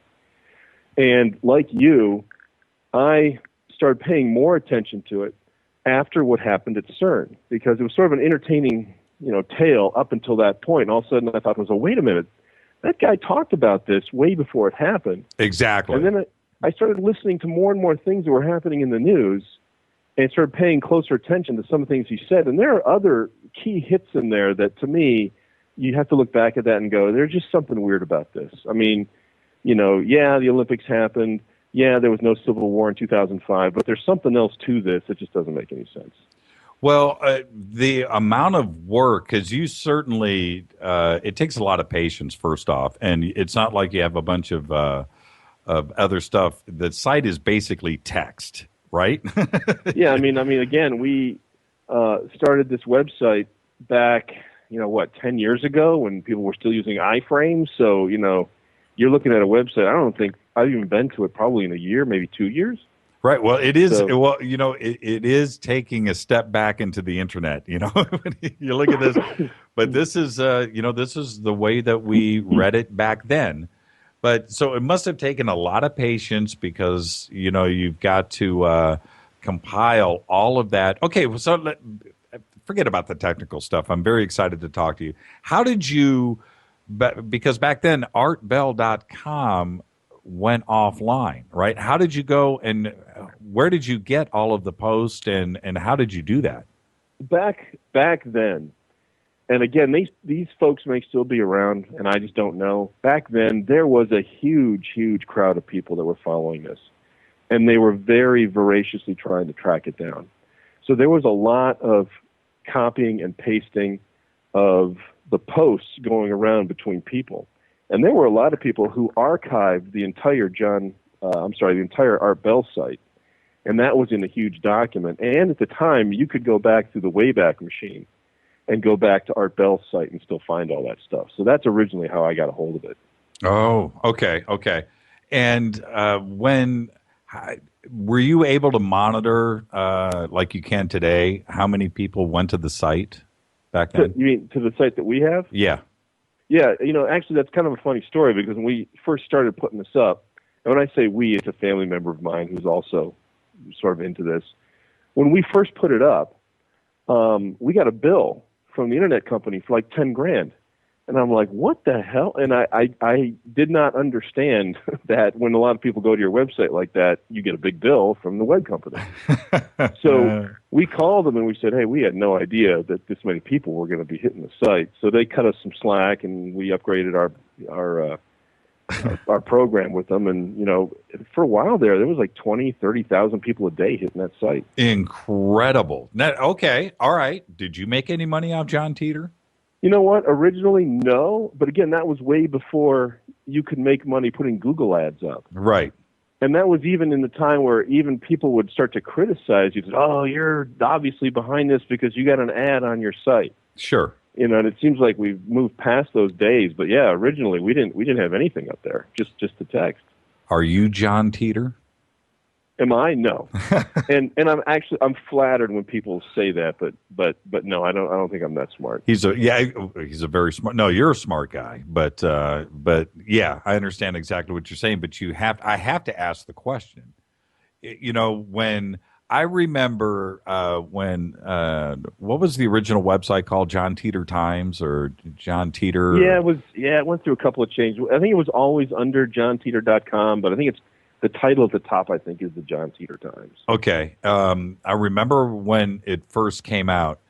I read through it and I read through it. I'm just thinking there's just something that doesn't feel right about this website, and I understand now. Now I'm just talking about hindsight. Hindsight is 2020. I realize now who you are and everything, but I just felt like this was just another piece of this puzzle that eventually it's just going to come out. The movie's going to come out, and this is an elaborate thing done by, Warner Brothers, and an ingenious thing to get everybody to go see a movie. Well, none of that ever happened. You turned out to be just a guy like me that was fascinated. And thank you, by the way. If you hadn't have done what you had done, this wouldn't be here today. If you go, I don't know if you said you haven't been to your own site in a couple of years, and I can understand that. But if you go around to some of the other sites where some of this stuff used to be archived, it's not there anymore. Well, the other site that I remember, in fact, I believe this is the site where it first started, like a month before it even went over to Art's site.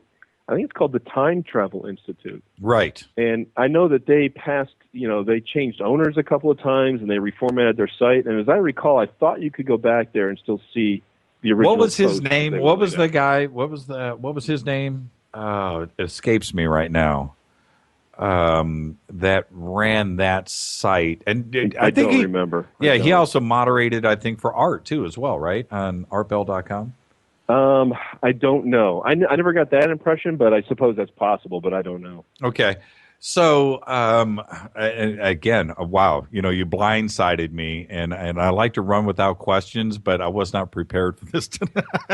Oh, no, like I said, it's the weirdest thing because this is what's fascinated me about this for so long is that you can forget about it for a couple of months, and then all of a sudden something will happen. You go, wait a minute, what? Didn't that guy talk about this? Yes. And then it just comes right back up again. Yes. And so, when I first got the email, I said, I'll tune into the show and see what he has to say. It's probably going to be the same old stuff. I was like, what? Right. Well, why do you, and I asked Larry, and Larry is, I like Larry, but aloof is the right word sometimes, and I think you're right.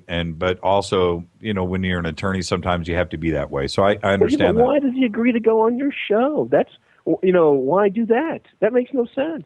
Well, again, I asked him, and he did say, and I know, and as well, that there's probably one or two recordings of him doing anything like this out there ever. And so I didn't, I just had to do my job. I knew that I wanted to do the John Titor. See what happened. This is what happened. I think you might have heard it earlier, but last Friday, I had ended an interview, and I came in out of a commercial break, and John Titor popped in my mind, in my frontal lobe. And I've always said that one of the reasons why I'm even in radio at all is I consciously connect my frontal lobes to my jaw.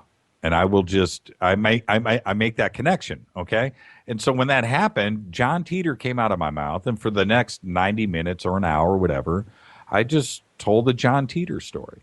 And the reaction that came back from everybody, and I mean, I got a lot of email. It strikes a chord somewhere inside of everybody. Why do you think that is? Why is that fascination there? Not only for me, for you, but why after 13 years, it's as big as it ever was? Here's my theory. My theory is that whether you believe it or not, there's a part of you that wants to know. And in the back of your mind, until somebody comes forward, in fact, I don't even know if that's possible now. Even if somebody came forward and said, yeah, I did all this, would we believe it? I mean, if the shooter came forward for JFK and said, yeah, I'm the guy that did it, would we believe him? Right. Would we want to believe him? Right. I think there's a little doubt in everybody's mind that just nags at them, whether it's true or not. And that's what keeps people coming back, because it's so weird that nothing else has come out, but it still sort of hangs on. And it just bugs people. I mean, it's just, to tell you the truth, the reason, when we first started doing this, we got death threats. People would call us and they would leave email, all capital letters, say, if we ever find out who you are, we're coming after you. And I know for a fact, even Larry, he was talking about his son. And I remember 10 years ago, people were stalking his son at his school. Yeah, I heard that. Taking Yeah, pictures right. of him and put them on you. And I was like, whoa, where the hell is that coming from? Right. So, this really, really gets people motivated, either good or bad. And I think it's because there's always that nagging doubt, and people just hate that. They hate having that doubt. Did you ever, and I've never spoken to you before, so everybody needs to understand right now, this came out of the blue, and so, I've never spoken to you before.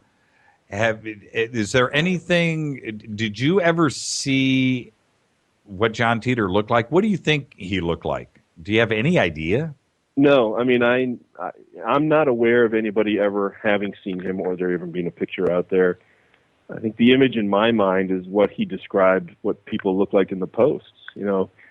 My image is he's a wiry-looking military guy in his late 30s, wearing a military jumpsuit with short hair and, sort of that sunken, sullen face. I mean, that's my image of him, but I have no idea what he looks like. My image of him is the opposite of that. You ready? I swear to this, too. I picture him more of like a tree hugger wearing hemp clothes from Berkeley. Living off the land, natural foods, a naturalist kind of guy. But isn't that fascinating? You've got one view, and I've got another, and none of us. What do you think he was? The way that the way, because you've read everything many, many, many, many times. What do you think he was like as a person? My sense is, and again, I'm trying to go back to, let me just preface that by saying the other thing that really hooked me into this was what happened with the computer. When one of the IBM engineers came forward and talked about what John had said, that's what sort of nailed it for me, that there's obviously something going on here. Right. So now you spoke to, and I do want to know what you think John Titor is like. I'm not going to let you get away from that, but you're absolutely. No, I'll answer that question. But yeah, go ahead. Okay, so you spoke directly to one of the original IBM engineers. Am I correct? His name was Bob Dubke, and God, that was 8 years ago. Okay, 9 years ago, maybe. Did he come to you, or did you find him? No, I contacted him. I saw an article that was written by another writer in a publication that was published in Minnesota, and I saw it online. I read it. I was like, "You got to be kidding me!" And I called this guy directly and asked him similar questions, but more along the lines of the posts. And he told me, he said, "Look, I don't know who did this, but whoever did this has an intricate knowledge of that computer that only 5 people on the planet knew." You're kidding. Okay. And he told me that, I don't know who did it, but there's only 5 people that I know of that could have done it, and they're all in their late 70s right now.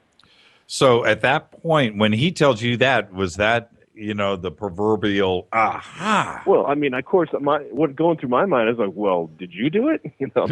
Right, exactly. Because, and I don't want to seem like I'm kicking a dead horse here and running something into the ground, but there has to, if it was a hoax, then there are people involved that are brilliant, and or the story is true. There's no gray area. There's nothing really separating the two sides. It's very polarized. It's either one or the other. And when you hear somebody like that from his position say something like that, truly, you just must have, fallen off your chair. I mean, seriously. Yeah, it was surprising to hear that, and that's kind of what really got me. Up to that point, I was like, there's got to be something to this, and that's when I was hooked. Okay, I want to explain, again, for a lot of, there are thousands of people listening to us right now. Most of them probably don't know the entire story. They're grasping it right now. But John Titor's mission was to go and get a IBM 5100 personal, one of the original desktop computers from 1975, because of the issues they knew that were going to happen in 2038. He had to get the computer back to 2036 so they could avert this disaster with computing. And that's the story, correct? Yeah, and just a little more detail. What he said is that particular computer had the ability to transcode very, very old, archaic IBM machine language. And a lot of the systems that they needed to fix in the future used this language, but they had no way to bring the computers back up. So his mission was to go back in time, get this computer, bring it back, and then that way they could bring these systems back up. And, maybe it sounds a little crazy, but, that's plausible. A lot of people said, well, in the future, if they've got all this technology, why don't they just, build some robot to fix it? And then I go back and you find a story about how NASA used to scour eBay looking for old parts to keep the shuttles running. That's right. So this idea is not brand new. Even our own government goes back to find old equipment to keep the current stuff running. So it's not that crazy of an idea. When you look at, CERN was certainly one of those things, but that sort of, or maybe 90% of it actually, ended up actually happening. But out of that first run of predictions, what else stood out for you? Well, let me think. I remember what happened at CERN was the big one. The IBM was the big one. Oh, here's another one too, which a lot of people focus on, but it's frustrating a little bit. A lot of people say, well, if he knew it was going to happen in 2011, he should have told us about, 9/11. And he didn't say anything about that. But actually, that's not true. You can go back to 1998, and you can listen to an Art Bell show. Oh, wow. I'm going to stop you right there, and I'm going to let you finish, of course. But okay. What you are about to say, I will not forget that you're talking about the faxes. Correct. Right? Okay. This was for me. Now, out of all of the pieces in the puzzle that need to get put together here, you're absolutely right. This is a key piece, and it goes ignored because it was the faxes, and I have never seen the faxes. I've only heard, what Art read, but I haven't seen them. Have you seen the faxes? I am, and those are a couple of archives that are floating around still. The original faxes are out there. Can you email those to me? I sure can. I'm going to be honest with you. I only found your show tonight because the email my friend sent. I was listening to it on my iPhone, and that's and I'm like, oh my God, I got to call this guy. Well, the show's gotten that big, if out of everybody I'll be happy to send you what I got, but yeah, if you want me to send you those originals, I'm sure I can dig those up. Okay, so what Oliver is referring to is in 1998, a couple of faxes showed up over at Art Bell and in his office. Before you go on, can I say one thing? Sure. What's important to remember about this is that John did not start posting until 2001. That's right. So these 1998 out of the blue Art Bell faxes, nobody really even attributed them to John until the story went on for like another 4 or 5 years. Exactly. So, but the content. When I first heard about him, I wasn't that convinced that was part of this. But as time went on, I began to believe it. Yeah. And here's the other interesting thing. Didn't Larry say that John might have been back before? Yes. Okay. Is it not possible that 1998 trip was one of those trips? Yes. In other words, I started thinking about that going, wait a minute, what if John shows up in 2000 but then from there goes to 1998. Right. Or he goes to 2011 and then goes to 1998. Right, exactly. And so I've thought about that timeline, not timeline, but timeline. Just, wow. What was the order of things? But so for those faxes to say what they said, that means, and remember how Titor posted, they don't, when I leave and when I come back, it's like they saw me just before I left. So if that is the case, and I don't want to get too confusing here. So yeah, absolutely. He was back. 9/11 happened. Then he went to 1998. And that's when the faxes showed up with what the faxes said. And go ahead, continue. Now you can tell us what the faxes said. What the fax said, and this is back in 1998, if it was John, he was running down a list of things that were going to happen, and Art was reading these off the fax. And, of course, one of them was the CERN prediction.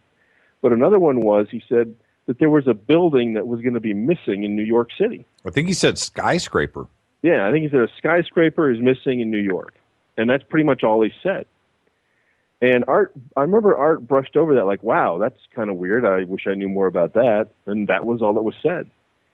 So maybe that was a reference to what happened in New York. Yeah, a few years ago on YouTube, and that's the beauty of technology today. It allows you and I to, talk like this and instantly and communicate and the internet, and we get all of that now. But YouTube is a wonderful thing when it comes to archiving stuff.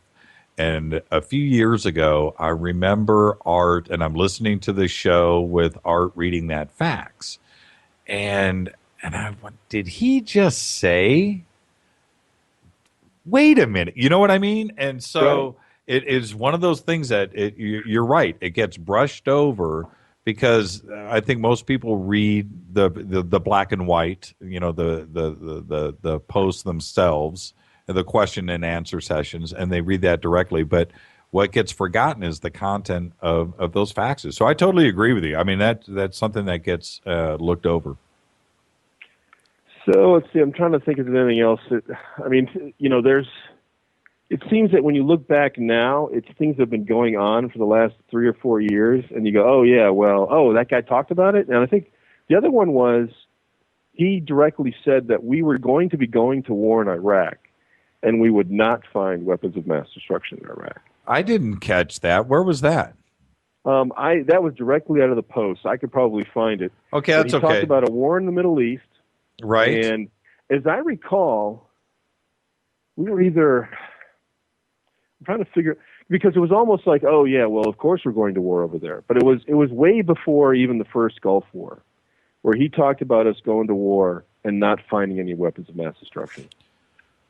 That was in 2000 or 2001. And as far as the questions go, and we're going to take a break here in a few minutes. You're going to hang on the line. We've got a lot to talk about. So and we can get our thoughts together and stuff. But when he was talking about life in, what life was like in 2036, weren't there just, look, you can make it all up. Okay. It's just fiction. It's just, it's a science writer, or it's a science fiction writer writing stuff.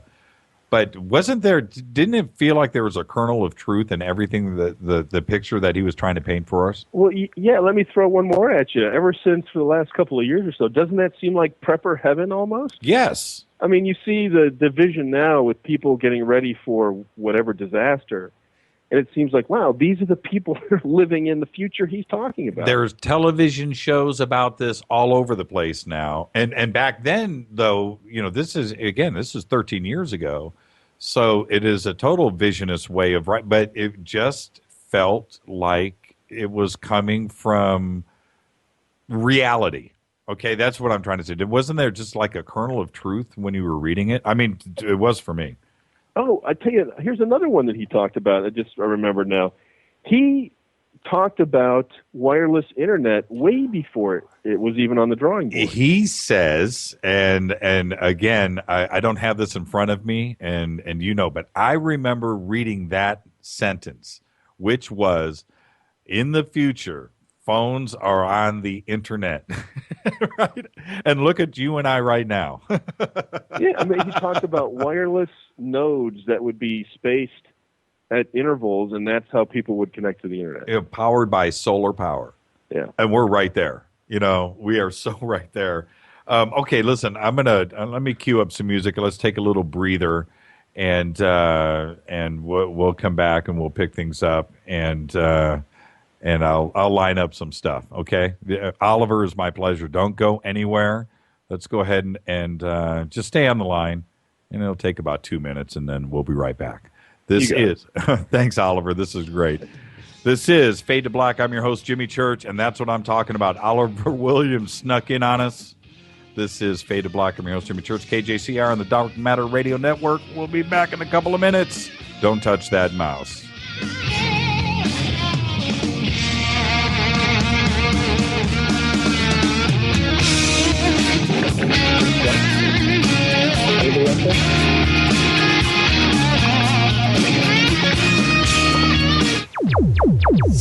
Despite popular opinion, reading a book will not make you smarter. But listening to Jimmy Church will, on the Dark Matter Radio Network.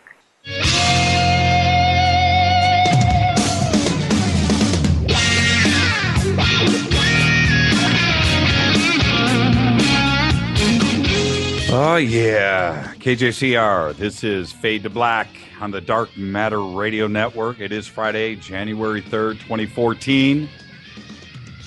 Live from the JP Motorsports Studios right here in Burbank, California. I'm your host, Jimmy Church. And to follow us on Twitter, you know what to do. Head over to Facebook, YouTube. And I had suggested that this was going to be an event at the beginning of this show.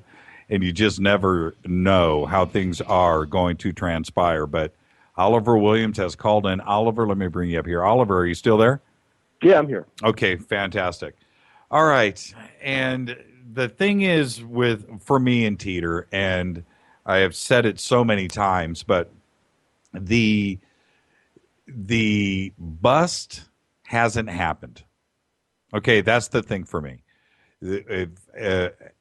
When you have the model making or the building of this time machine, you have all the artwork that would have to go into the manuals, the preparation of getting everything into the car. How about that light bending laser light photograph? The scientific writing, the knowledge of IBM computers. When you put everything together, the bust never has happened. Nobody's been called out. That's true, and one of the things you were talking about with Larry was you were talking about, well, if this thing is a real machine, what is it? And nobody's come forward. I recall there was an award. I think it was $1,000 to anybody who could come forward and say what this thing was.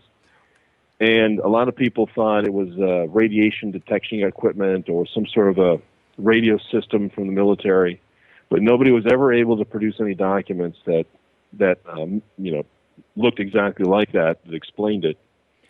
Well, and the other one was this is also one that got me. There was an exchange that John had on Art Bell's website, and it was a couple of people that were voraciously trying to disprove him, and they threw this really weird, complicated physics question at him.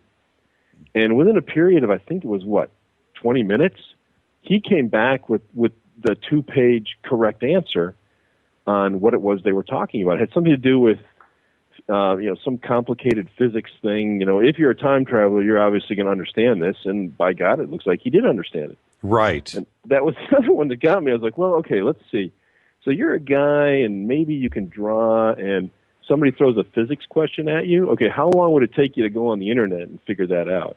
And that just didn't add up for me. And for me, there's so many aspects of it, of this entire story that I just find so fascinating and compelling. But the one thing, this country of ours, this great country of ours, is built on one thing: money. And that I love this country for that. That's great. Okay, that's fantastic. You want to figure out a way to make your buck, and you want to dress up like girls and put a rock band together and wear lipstick, and you can make $10 million. Go do it. That's what this country is about, okay? But that hasn't happened here. And certainly you would have struck while the iron was hot back in 2002.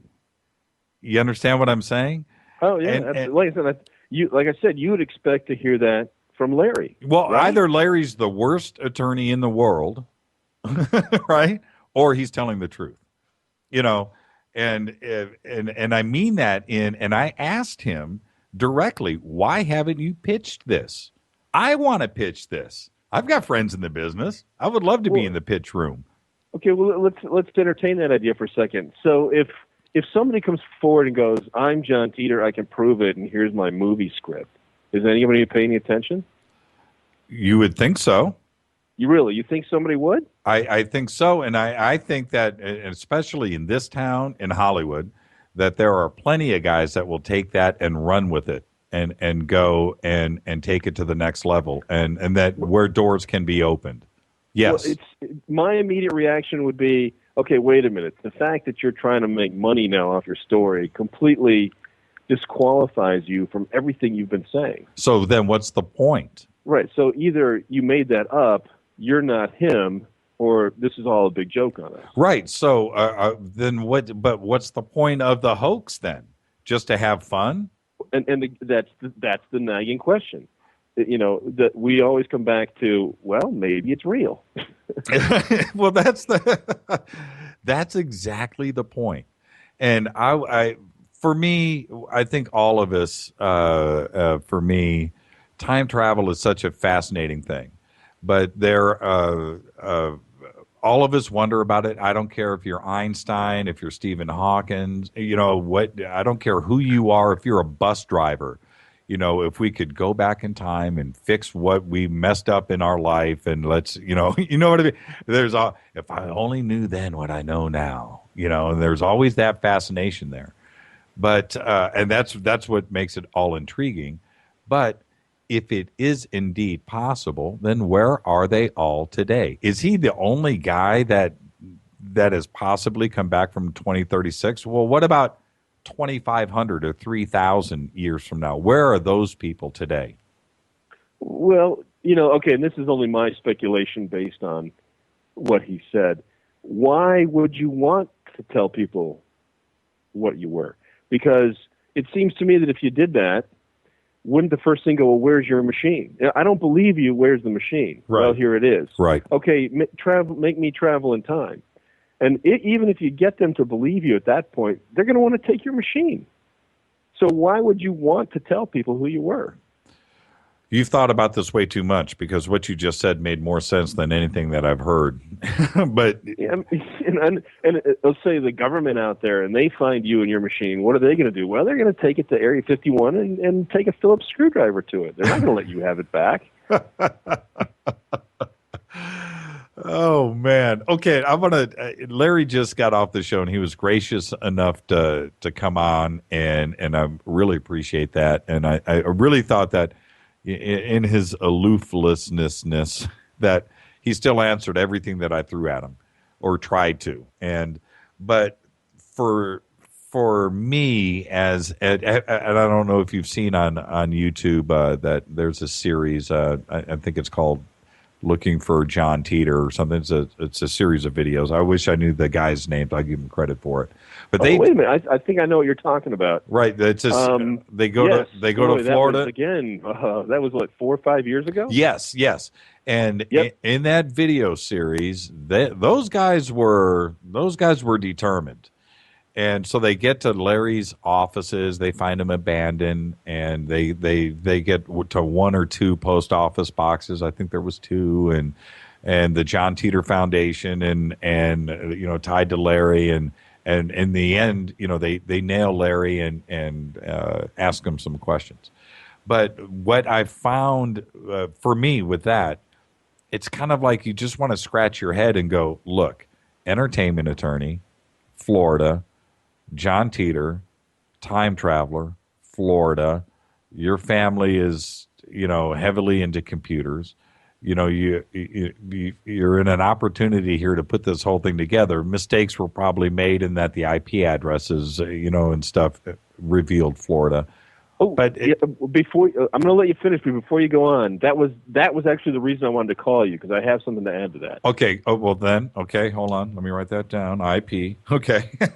When Tampa. John was posting, he did not try to hide that. He told people he was in Florida. In fact, he made some references to landmarks in Central Florida, and I can't remember what they were right off the top of my head.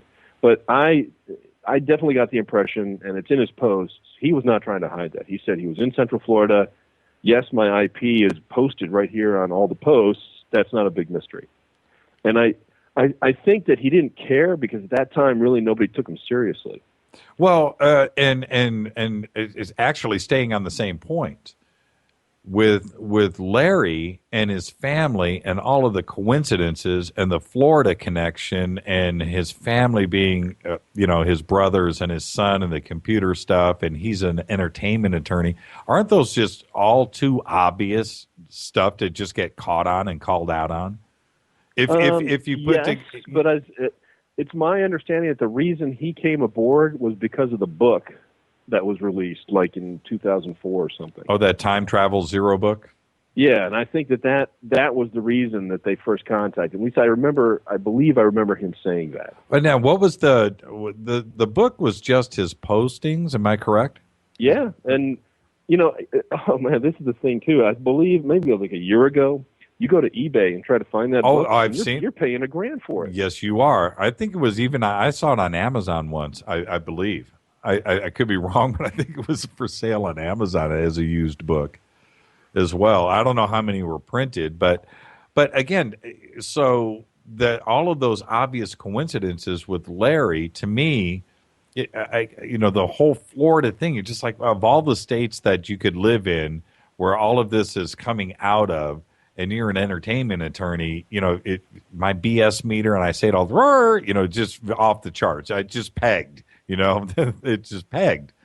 But maybe it's because he's telling the truth. Well, the other thing too is, again, I'm kind of speculating myself, but just based on what John said, his family was still here after he left. So there was a period of time from, say, 2002 to maybe 2006, where theoretically his mom and his younger self were still here in Florida. Is that where you live? Me? Yes, I'm in Florida also. Oh, Oliver, why'd you say that? Oh, well, actually, the reason why I got attached to it was because, hey, I know those landmarks. I know exactly what that guy's talking about. And that was actually one of the first things that got me hooked on it. Okay, what city are you in, if it's okay if I ask? I live north in a city called Leesburg. Okay. All right. I mean, I have family there too. My mom is out there too, and in the St. Pete area as well. So, I know I know the area pretty well. Well, one of the things he talks about was, when he mentioned the University of Florida, I go, oh, okay, I know where that place is. Let's see what he's going to say here. And he talks about going to Cedar Key. And he talks about the bridges, and he talks about some of the things that I go, wait a minute, I know where that stuff is. And you go out there, you go, yeah, that's exactly what he's talking about. So you definitely get the impression that he had been in that place. Well, what do you think? I mean, dude, is this something? I think the same thing you did. Whoever did this, they knew how to draw. They knew about physics. They knew about the IBM computer. They were able to read and analyze the news well enough so that they could make predictions a couple months in the future that were pretty much correct. And they had the ability to write. So either that was one single person that was on the internet for 3 months and decided to make no money doing this, or it was 6 or 7 people that, like you said, they're just not going to come out, or someday they might, and that's where we are. Do you think that he was really a time traveler? I'm going to ask you direct. Right now, no. But I could go look on the internet right now and look up something that maybe he talked about and find a news story and go, holy geez, maybe there is something to this. And that's the way it's been for me. Right. And what what is your reaction if Titor shows up in 2014 on the White House lawn? I'm going to be incredibly skeptical, because it seems to me that what he was doing seemed very definitive. So if he shows up, he's better have a darn good reason why he's here. And I think if anyone's going to listen to it. Okay. Well, this aspect, this is where it gets a little funky for me, because I have tried to shoot holes in this, and it just keeps coming back. Well, you know what, Jimmy, you're wrong. You're wrong. You're wrong. This is there hasn't been enough there to tell me that it's not true. But the one aspect, and I want you to comment on this, is when he went to visit his little self. And I started to do a little bit of math. Okay. A little bit of what? I'm sorry. Math. Okay. So it's 2036. He's going back to 1998 and in the year 2000. When was he born? How old is he? And that he goes up and he knocks on the door and he says, and I believe, and again, I want you to elaborate on this, but he like knocks on his own house and says, "Hey, I'm John Titor. I'm your son from the future, but I'm here now." And he convinces his family that he is who he is. And so he goes and he hangs out for 4 months at his parents' house. And if I'm wrong about this, correct me, because we're just having a conversation. But he hangs out at his parents' house with his little version, his mini-me. Correct. That's where it's just a little bit funky. Please. I even, as I recall, remember him saying that they explained that he was his uncle, is what I remember him saying. Oh, he told his little self that he was his uncle. Now, a lot of people have thought, well, gee, what kind of conversation would you have with your parents if that were the case? When you knock on the door, hey, I'm your 38-year-old son from the future, and they just let you in the house. Let me add a little twist to that, because I've thought about this for a while, and this is my own speculation. What if they were expecting him? Oh. His original mission was to go back to 1975. So he's had contact. In fact, I think the reason he said he was picked for the mission because his grandfather worked on the computer. So he's already had contact with his family in 1975. So if you go back and you do this and he's telling the truth, then why didn't he just go back to the future? Why did he even come here at all? So well, I think that maybe they were expecting him.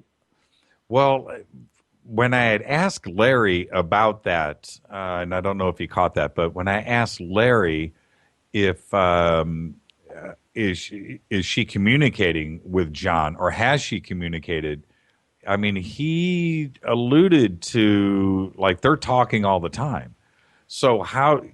And I don't know if you heard that, but if that is indeed the case, then how do you communicate? Did he ever say anything in his postings about that? I mean, what's he doing? Is his email? Is this Yes. I think I can't remember when this site went up. I think it was like 2005. But it's a website. I think it's called the JohnTitorFoundation.com. Okay. And if you go to that website, and I think that's the address, but I'm not sure. If you go there, there's only one page, and it's the symbol that he presented from his time travel unit, and then a series of dates and numbers, and that's all it is. Okay, hold on. Keep talking while I look that up. So the speculation is that whatever he was posting or writing may have been a way to communicate to these Johns that are showing up now. Oh, I remember this. And if everybody out there that's listening, go to JohnTitorFoundation.com. Now, somebody's paying to keep this site alive, too, by the way. Yeah, and I thought it was Larry. I mean, I thought that had something to do with the book. John 1 and John 2. Absolutely. I remember this now. You're right. Wow, I haven't seen this in a long time. How long is it? And it's, like I said, it's been up for maybe, 8-9 years now? I can't remember. I thought it went up maybe 2004 or 5. I may be a couple of years off, but it's been up for a while. Has Larry ever contacted you? Larry and I had contact once about 3 or 4 years ago, and it was because of those guys you were talking about that were making the videos. Uh-huh. I can't remember what they were trying to reach me, or I got a hold of them, but Larry and I had a brief contact by email, and that was it. Well, and my attitude back then was I wanted to stand off. When Larry first came out, I was like, okay, yeah, whatever, because I wanted to concentrate on what was written online, and that's why I discarded the faxes from Art initially. So if anybody came forward and said they were attached to this, I sort of brushed them off for a long time. Because I wanted to concentrate on the posts. When was the last time you updated this site? Monday? I think it might have been 2 years ago. Yeah, 2011. But you still pay the bill. You still keep the site online. How many people visit the site today? I don't know, but I remember, I'd say maybe a year ago, it still gets 10,000, people a day would go to it. And the other thing is weird. It's a lot of people from foreign countries, and it's a lot of government addresses. CIA, NSA, Air Force, and I'm thinking, what the hell are they doing at the site? Right. And I'm going, well, maybe there's something to this, or those guys just like a good time travel yarn too. Okay. That's kind of what I tell myself. All right. I wasn't going to say anything about this tonight. I was going to wait and stuff, but since we're talking about it, I'm just going to say it right now. And what happened? What I'm about to say is just fact. I'm not speculating. I'm just going to tell everybody the facts. You ready for this? I got a Skype call earlier this week, a few days ago, from a member of the Joint Chiefs of Staff. Okay? Did you hear what I just said? Yeah, I did. You know what? Listen, I'm going to be honest with you. I'm already switching off because I don't want to believe what you're about to say. No. Exactly. So it comes in, and I don't answer it, right? And somebody was here in the studio and asked me, "Do I know?" I was like, "No." So I thought that's kind of weird, and they said, "Oh, he's in a uniform." So I go and I look. And I Wikipedia this guy. I don't know who he is. And I'm like, oh my goodness gracious. Why out of all of the Skype searches that you're going to do, J Church Radio is a pretty specific ask of contact information. So I kind of tripped, right? And then I blew it off. Well, then a couple of days later, this is either yesterday or the day before, I responded back and I shot this person a text. And I said, "Is there anything I can help you with?" "Oh, it was an accident," was the reply. "I was looking for somebody else." And I just thought, why would this happen after I mentioned John Titor last week? That was a trippy thing. And why now? And then why say it's an accident? It was just weird. I can't explain it. I really can't. Yeah, we've had some weird coincidences like that on our site too, but I have to believe, if there was something to this, wouldn't they shut it down? Well, I'm not that much of a conspiracy theorist. I don't go that deep. I really don't. I don't care. I'm not going to mention this person's name. I don't care. I just found that, there's 300 million, people in the United States. There's probably, I don't know how many, hundreds of millions of Skype users around the world, of all of them that had to come in here like that. I just find that just a little fascinating. And the timing of it was absolutely strange. Now, I'm more like you in that I'm not a conspiracy guy. I will check out as soon as somebody starts going there. There are too many conspiracies out there. I don't have the time for it.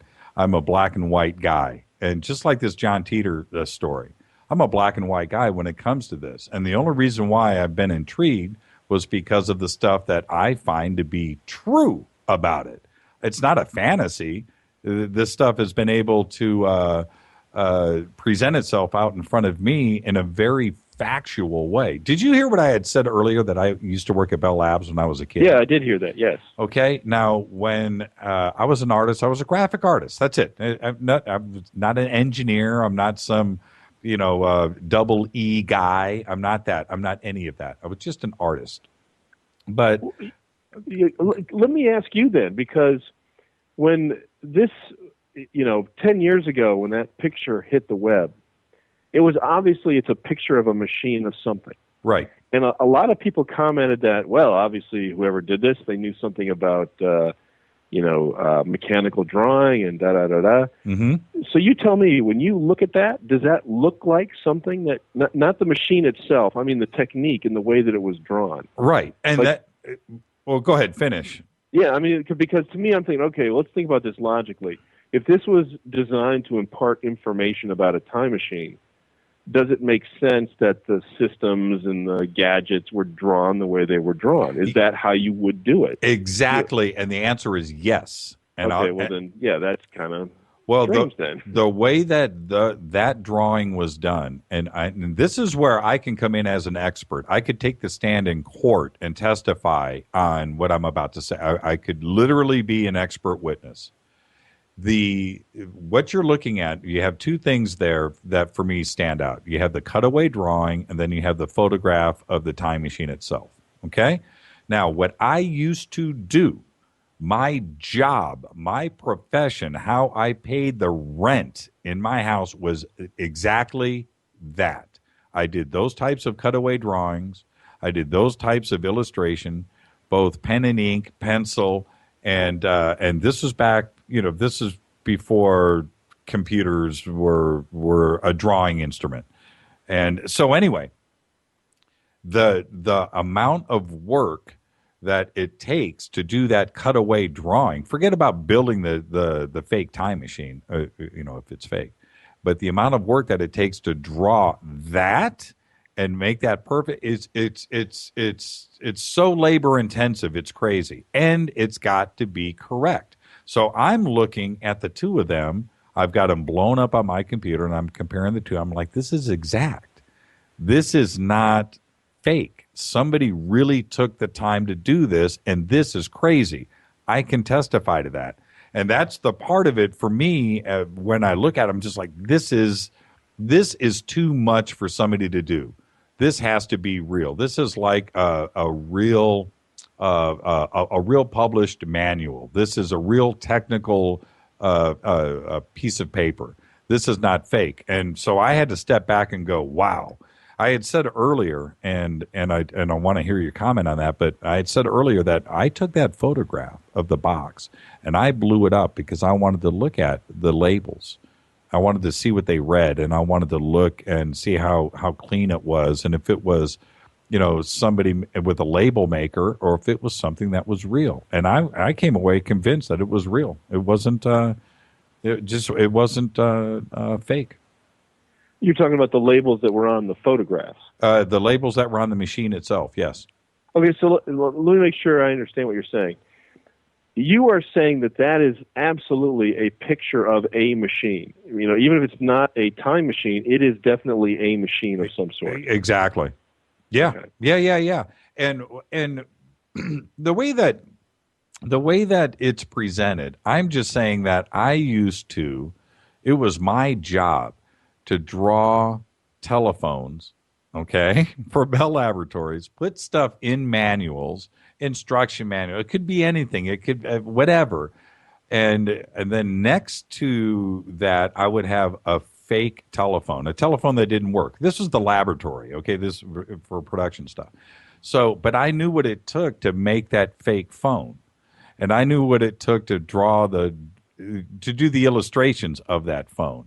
And there were teams of people, and you have dark rooms and photography and typesetting and the writing and just to do the paper side of things, the illustration. So I know what it takes to get that stuff done. And I just think somebody somewhere would have been uncovered. Yeah, absolutely. I think it's real. I don't know what it is, but. Let me ask you two other questions. Sure. A lot of people think that, okay, if it's a real machine, if it's a radiation detector or if it's some sort of weird radio, right, then what they would have done is pulled that drawing out of some other manual. Right. That wouldn't have existed by itself. Right. Okay, and then they photocopied it, dressed it up, whatever they did. And no one has been able to come forward and say, oh, geez, I was in Korea in 1950 and I remember that thing. No one has been able to come forward and say, here's the manual that it was taken out of. Yeah, here's the field manual for the communications equipment. Here it is right here. So, in your opinion, could that thing be so obscure that no one would just be able to find it? There's too many. Well, in my opinion, no. In that there are too many guys out there like you and myself that probably in the hundreds of thousands, Oliver, that have been trying to find that Holy Grail in this story. And those two things, the photograph of the time machine or the machine and the drawing itself, those two things are just too easy if they were out there to find. I would think that's not a needle in a haystack.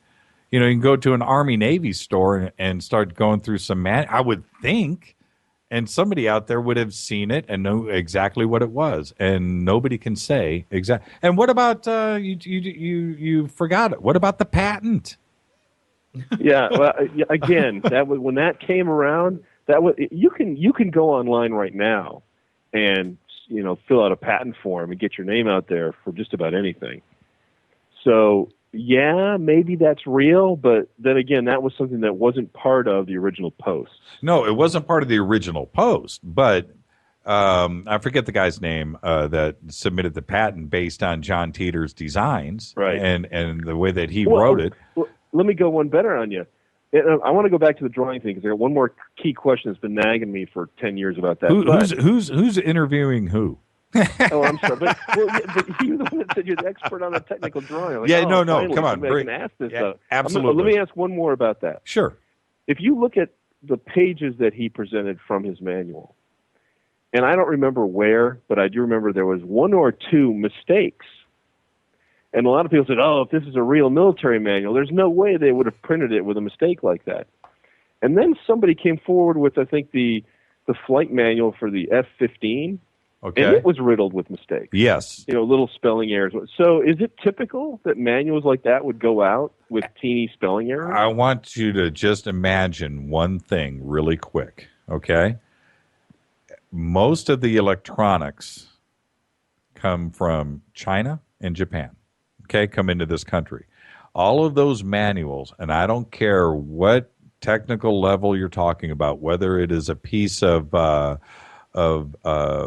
professional engineering test equipment to cell phones to consumer televisions, medical equipment. I don't care what it is. Do you understand what I'm trying to say? Okay? Yes. All right. Yeah. But all of those manuals are written by somebody in another language in another country, and then it gets translated, and it's not somebody that does a translation usually that with thought behind it where they're trying to interpret. No, it is done in its literal sense with all of the errors, not only grammar-wise, but wrong words, like maybe the word in is not the word in another translation. It could be something else, maybe even a bad word.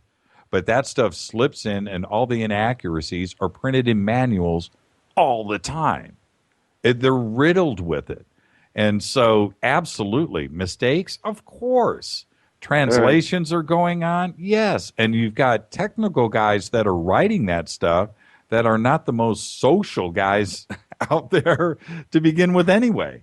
So, yeah, absolutely. And they don't catch their own errors because they don't see them. Yeah, I'm not sure if that makes you feel better. Well, but it's the truth. I know, but yeah, I guess there's a part of me that's like, well, you have to admit, okay, we invent this time machine. You want to imagine that, it's like the jet engine. Like no one's ever seen that before. That thing's amazing. Let's get the spelling right. You know what I mean? Yeah. Yes. But like I just tried to say, I wanted you to understand that when you have what's the movie with Bill Murray, Lost in Translation? And you think about that, where it gets watered down, it gets reworded, and by the time somebody else is finally, it's getting to the print stage, they've read it so many times that some of the obvious errors that you just don't see them anymore, and it just slips through the cracks. So, and I would venture to, I would love to get a field manual on an howitzer or something and go through there and see how many errors are in there. You think it's perfect? No. No. Yeah, it's still a howitzer. Okay, a time machine.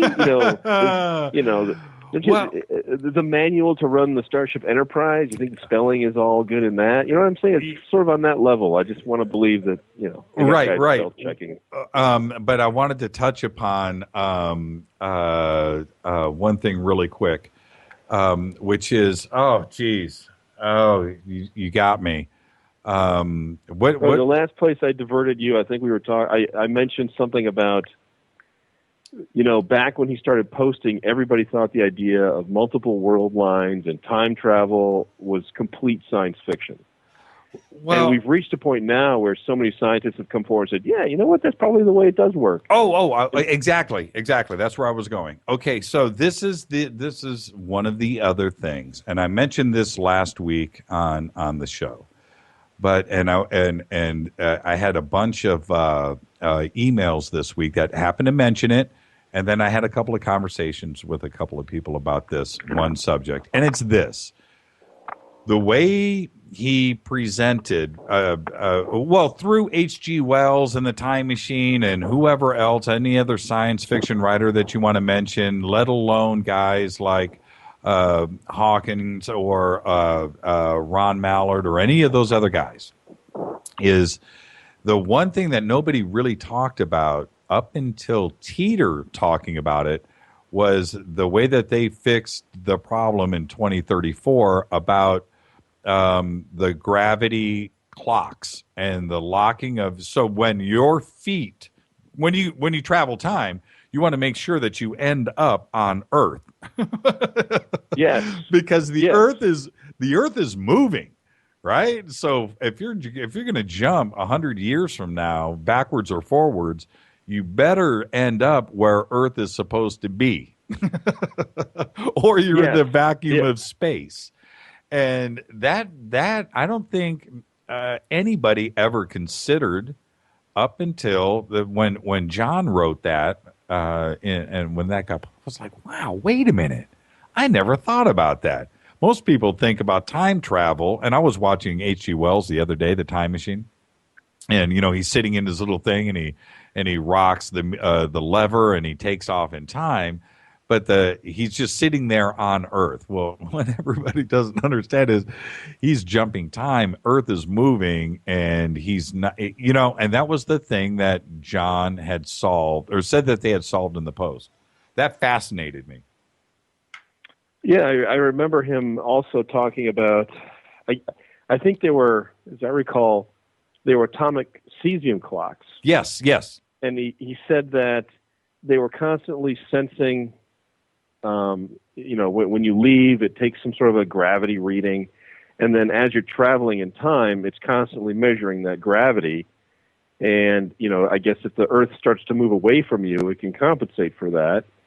And let's say you're traveling 10 years in the future, and somebody decides to build an overpass, right where you are. It'll sense that also, and the time machine would stop if the gravity readings were too far out.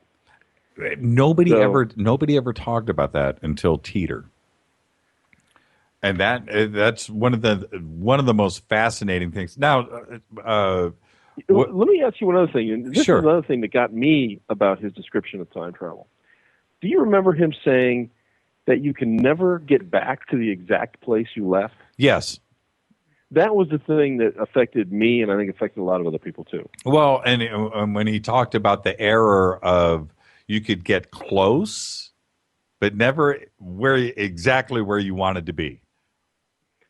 Isn't there something about that rings true? Knowing how the universe works, doesn't that seem like that would be true?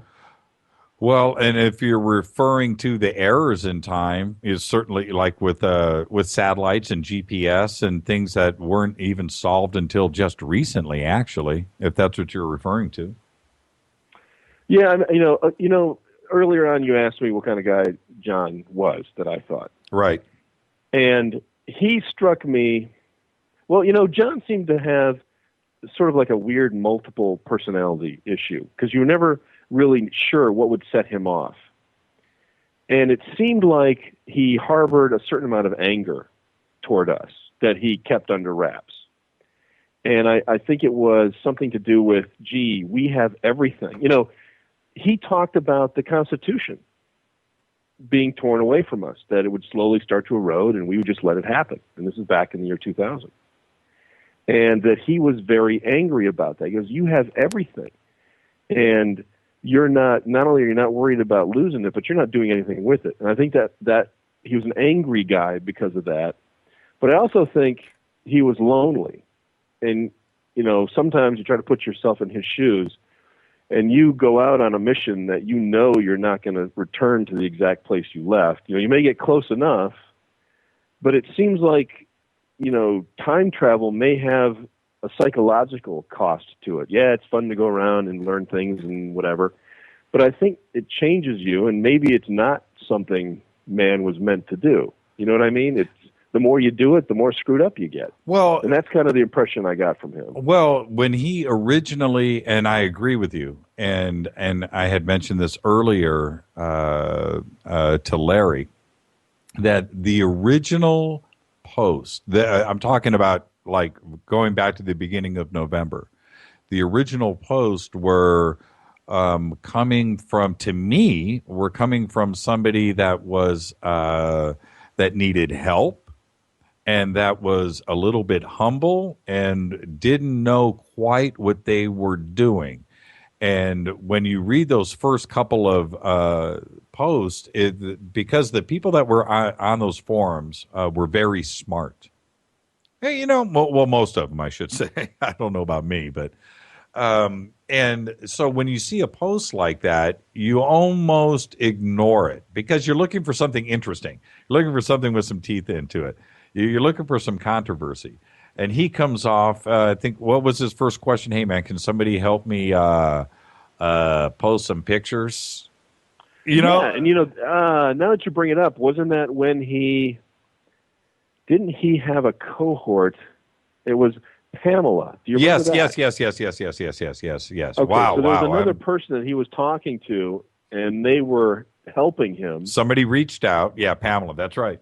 And then that's how the first photos got up. I think he sent them to her, and then she posted them. She posted them, and so back to my point. There's that side of John, but then there were some other sides, like you were just saying, where you didn't know what John you were talking to. He seemed really forthwith. I don't think there was a question that he didn't answer. Am I right? Yeah, I mean, serious, I don't think too. there was either. I know he got the same question over and over sometimes, and he was like, "Oh, I answered this, 6 weeks ago. Okay, here we go again." Right, but he did take the time to answer it.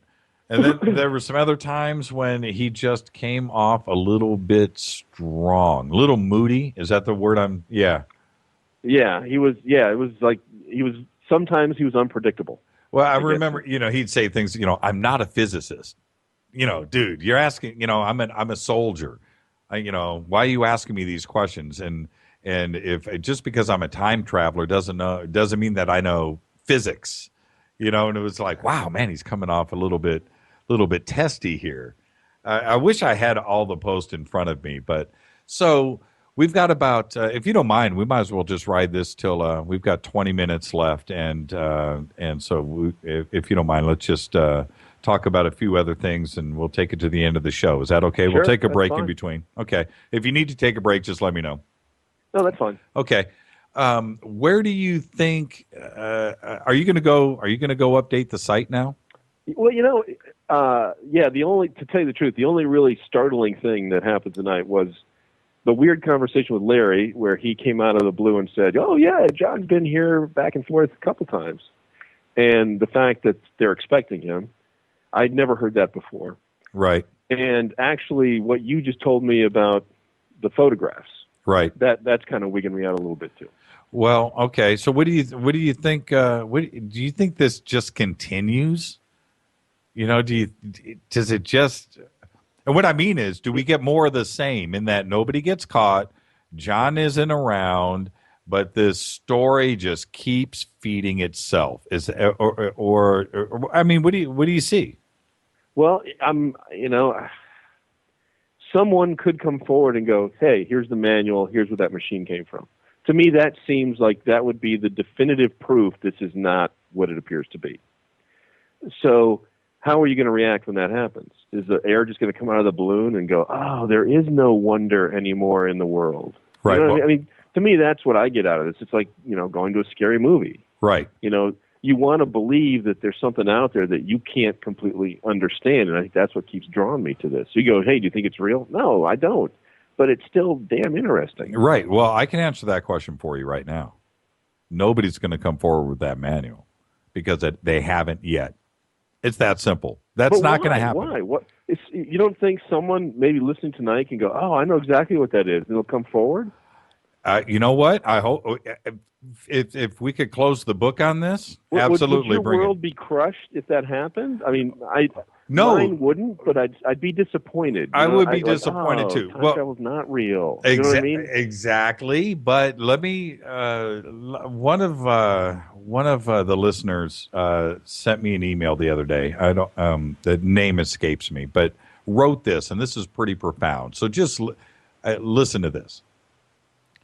What if we found out tomorrow, the world, that we are indeed alone in the universe and it was just luck? We are completely alone. How would we react? Or what if tomorrow we found out that we weren't alone? Which one do you actually want to know? Because both answers are pretty screwed up. And this is how it was presented to me. If we find out that we are indeed alone, then there's nothing to live for. The question is answered. Maybe that's worse than finding out that we're not alone. In that there's nothing, the big question of that is answered, and there's nothing to live for because we are alone. So what's the point? Or if we find out that we're not alone, then there's a reason to dress up and put clothes on and to keep our world clean and to advance and to learn. And it's kind of the opposite of the way most people look at it. And so to answer your question, I mean, what if, this manual gets produced tomorrow? Well, you know what? Then the world may be a better place. It actually may be better that there is no time travel and we can stop thinking about it and we can get our act together and quit tripping, or, if it's really true and John Titor turns out to be real, how do we react to that? Is that a good thing? Or do we look at all of it? That's when you look at me and go, church, man, are you a time traveler? Do you trust your neighbor at that point? Do you know what is what and what is real? Think about that for a second. Does that answer your question?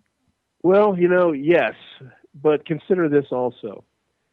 John may have been a time traveler and a liar. Oh, okay. Expand. Well said. Maybe everything's true except the photographs. Who the hell knows why he did what he did, or if he was a time traveler or not. We have no idea why they did that. Right. So, just because like I said, if the guy who shot Kennedy comes forward and goes, "Yeah, I'm the guy that did it. Here's where I stood. Would anybody believe it?" I mean, there's going to be people out there that go, "Oh, well, the government obviously took the real photo and made up a manual because they have time travel and they don't want us to know about it." Right. Well, and what would make John Titor emotionally more stable and sophisticated than ourselves in that if you just won the lottery and you show up at a party and you're suddenly famous, right? You're suddenly the guy, you're the talk of the town.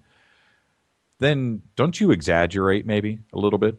Don't you lie a little bit? Maybe not, maybe little white lie, maybe stretch the truth, maybe exaggerate.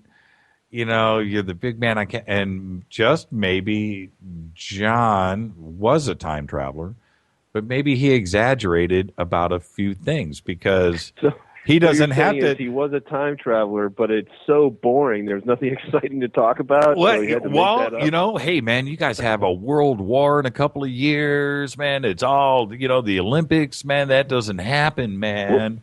You know, I think you're right about his out, because my interpretation of that was that he was talking about where he came from, not exactly what we were going to go through. Oh, you brought up. Okay, I meant to bring this up earlier, and now I just remembered. Okay, the truth, when you lie, or when somebody lies, or when somebody is telling the truth or the lie is in the details. Okay, for example, Oliver, and tell me the truth. What did you have for lunch today? Wow. No, what did you? I'm trying to remember. What did you have for lunch? Maybe I had old lasagna from a week ago in the fridge, maybe. Okay, all right. So you had old lasagna today. Did you have it at your house? Yes, I did. Did you put it in the microwave? Yes, I did. What kind of microwave? How many minutes did you reheat it for? A minute. You know, you just press that one button, and it's a minute, whether it's right or not. That's what I do. Okay, and paper plate. Did you eat it with a spoon or a fork? But you have the answers, is my point. I can't remember to tell you the truth. but you have the answers. You have who was in the room with you? Were you alone? I believe I was alone, yes. Okay. So you had the details, and if I needed to, you could tell me how much change was in your pocket. Were you wearing socks? What color was your shirt? Was the house warm, cold? Was the screen door open? Whatever. But you can answer anything all the time. And the truth is in the details. Or if you say you didn't want to tell me that you had lasagna, and maybe you had a reason to tell me that you were somewhere else, and suddenly you're making stuff up. Oh, I went to McDonald's. Oh, was there anybody? If you don't have, because if you really went to McDonald's, you know who the person was in front of you in line. You know who the person was in back of you in line. You know who took your money. You got answers in the details. And that's the thing with John Titor. The details. The details are all there. There's nothing vague. And he never skirted an answer. And when it comes down to the photographs that, like you're talking, or the drawings, or his descriptions, or like you were talking about the details of the university and everything else, it's in the details. And he, for me, was like he was there with everything, and there wasn't anything elusive. Okay, you're absolutely right, but let me present this to you. They did it in a forum where they had time to answer those questions. Sometimes he was doing 20 questions a day, though, or an hour, it seemed like at some point. Well, even then, I mean, I don't do this for a living, but I have to imagine there are creative people out there that could whip something up in an hour. Okay. If they saw a question, they could. The thing that gets me is the consistency. Right. He didn't deviate from what he was saying over a period of 3 months. Right. Like, okay, so now I've got this image of a guy who's meticulously writing in a notebook everything he's saying, or going back and rereading everything that he wrote. Right. And so to me, that's not impossible, but that would require somebody who knows how to write. Yeah, I was just going to say, that's not impossible for Stephen King. It's not impossible for Arthur C. Clarke. It's not impossible for some professional writer that can, it might even be rough for them. But that's not, I don't think that's what we're dealing with here. If we're dealing with let me ask you a question. Sure. If there was no photographs, no pictures, nothing else but the posts, would you be this interested in it? I would have issues, yes. Okay, yeah. So that's the same thing for me. That's kind of what does it for me. So let's say you're telling a great story, but now you're presenting these other things that are way outside the realm of storytelling. Yeah, again, I literally could be an expert witness on that. If I needed to be called into a courtroom, I could testify on just exactly that. And I remember, and I'm serious about this, Oliver, I remember when that first photograph got posted, and I looked at it and I went, wait a minute, and I blew it up, and I looked, and I had to wait for some of the other stuff, but I remember blowing it up and looking at it just like that because of my knowledge. And I was like, holy crap, this is actually real. You know, this takes some time to make. And again, I have to ask you, there was nothing like I'm running through the possibilities. Like there's got to be some sort of a standard manual on wiring or tube size, or this material goes here against an electrical circuit. And you didn't see any flaws like that. Like that doesn't seem like engineering wise.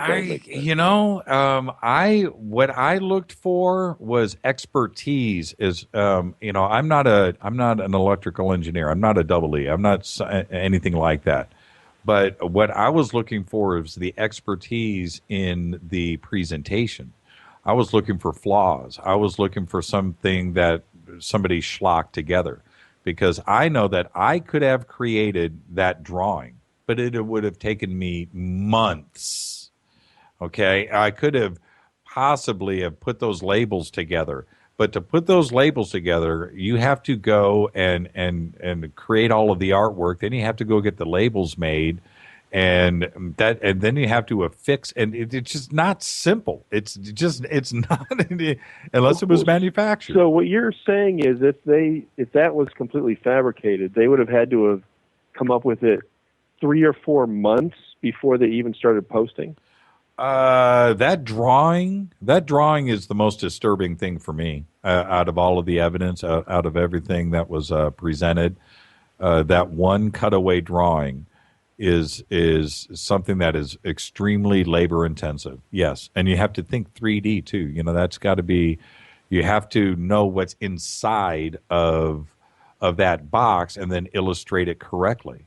And that's exactly what's done there. And I'm telling you right now, that is, if you talk to any artist and you talk to them about a cutaway drawing of an engine, of a circuit, of a phone, of a model, of a car, of whatever, that's one of the hardest things to do there is, period. And there it is. And it's right there. Like I said, I blew it up and I tried to find the flaws. And it is as professional as anything I've ever seen. And that's what I used to do for a living. Yeah, like I said, I'm not sure that makes me feel any better. I know. Well, and it's the same thing for me. I absolutely feel the same way in that, like I had said earlier, if it's a hoax, how do we feel? If it's not a hoax, how do we feel? If he's really a time traveler? Well, you know what? If it's just a hoax, then great. It's a great story. We can all be relieved and whew, all right, cool. But when I see stuff like that, I just get a little bit nervous that maybe this whole thing is real. Absolutely crazy. So anything else are you going to update the website? I hope that you do. Yeah, you know what? After tonight, I don't see how I can't. So, yeah, I'll probably go do something. Like I said, what Larry said to me was kind of interesting. But I'll go back and scour the news like I used to do a few years ago and see if I can come up with anything. Well, and there is that when we get off, my email is jimmy@jimmychurchradio.com. So shoot me your contact information, and we'll keep that all private. But shoot that to me. I'll get a link up on if we haven't done it already. I don't know what the producers are doing in the other room. They probably have. But we'll put up a link to John Titor Times. Also, you know what I don't have? You need to get me, you know what? Just shoot me an email right after the show, and then we'll pick things up from there. And I'm assuming that this number here that you called in on is a contact number. Yeah, it's... Yes, exactly. I believe you can leave a message here. I think you can still do that. in this timeline. Yeah, exactly. All right. Well, I do want to thank you for coming on the show. Is there anything you want to part with? Yeah, do me a favor. Hit me with your email one more time. Jimmy? Yep. At jimmychurchradio.com. And you can also go to the website. And the good news is, Oliver, we use non-NSA encrypted servers. Yeah. Like I said, they probably enjoy a good story too, right? At least that's what I want to believe. Oh, man. Let's see what happens on Skype this week, right? Okay. Well, I want to thank you for coming in, and I really appreciate it. That was I'm very rarely shocked. The last time I had this kind of surprise was when my daughters were born, and they turned out to be, both of them were girls instead of, they could have been anything. but I didn't find out in advance, and that was a real surprise. Well, that's what this was tonight. You caught me by surprise. And what's funny is you didn't hang up. You hung in there. Well, you kept saying, "Oh, I'll be right back. I'll be right back." And I'm like, "Oh, is it my phone?" And I was afraid to hang up and try again. Well, I didn't know if I was going to get through again. And I could see you talking. I could see the meters, So I was like, "Okay, he's there. He's obviously going, Jimmy, Jimmy, Jimmy. I'm here." And so I knew it was live. But you got to love live radio. That was absolutely hilarious. It was just a button. That's all it was. So, all right, I'm going to move on. And thank you for coming in. And in a few minutes, let's exchange email and we'll talk. Okay? You got it. It was a pleasure. Thank you, sir. Oliver, you are the best. Thank you. All right. Bye-bye. Bye-bye. Oh, wow, everyone. Now, like I had said at the beginning of the broadcast tonight was going to be an event. I had not planned on any of that. So for all of you Art Bell fans out there that want stuff like this, you got to watch what you wish for because it just happened tonight. That was one incredible evening. That was 3 hours of unexpected, unscripted anything. And I absolutely love it. I want to thank Oliver Williams. Of course, Larry Haber earlier. Again, just a fantastic interview.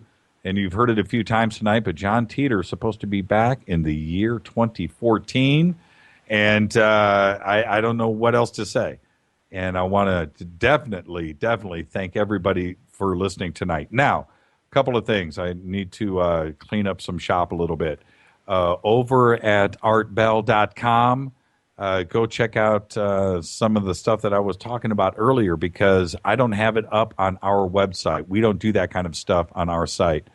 But the story about the Soviet Union spending $1 billion on mind control absolutely it's a crazy story. And the sun's magnetic field has flipped. And check out the video about unexpected life found on the moon. It's down in the cool section. It's only for cool people down at the bottom. Now, coming up next at the top of the hour, we do have After Dark Live. It's one of my favorite shows, by the way, on the Dark Matter radio network. And it's kind of weird. It's with Brian Alvarez, but his show's called After Dark Live. Mine is Fade to Black. This is on the Dark Matter radio network. And everything here seems just to be a little bit dark. So anyway, special thanks to Keith Rowland. And earlier, Oliver was talking about the original Art Bell sites. And Keith Rowland, who runs the Dark Matter Radio Network, he has been around since the beginning for all of this. Not only with John Titor, but I'm just talking about the internet and computers and everything, but he is also the reason why we are here. And I am so thankful for everything that Keith has done for us, giving us this opportunity to fill the seat while we anxiously await for Art Bell's return. It's kind of like John Titor in 2014. I also want to, Fade to Black is produced by Rita Camille.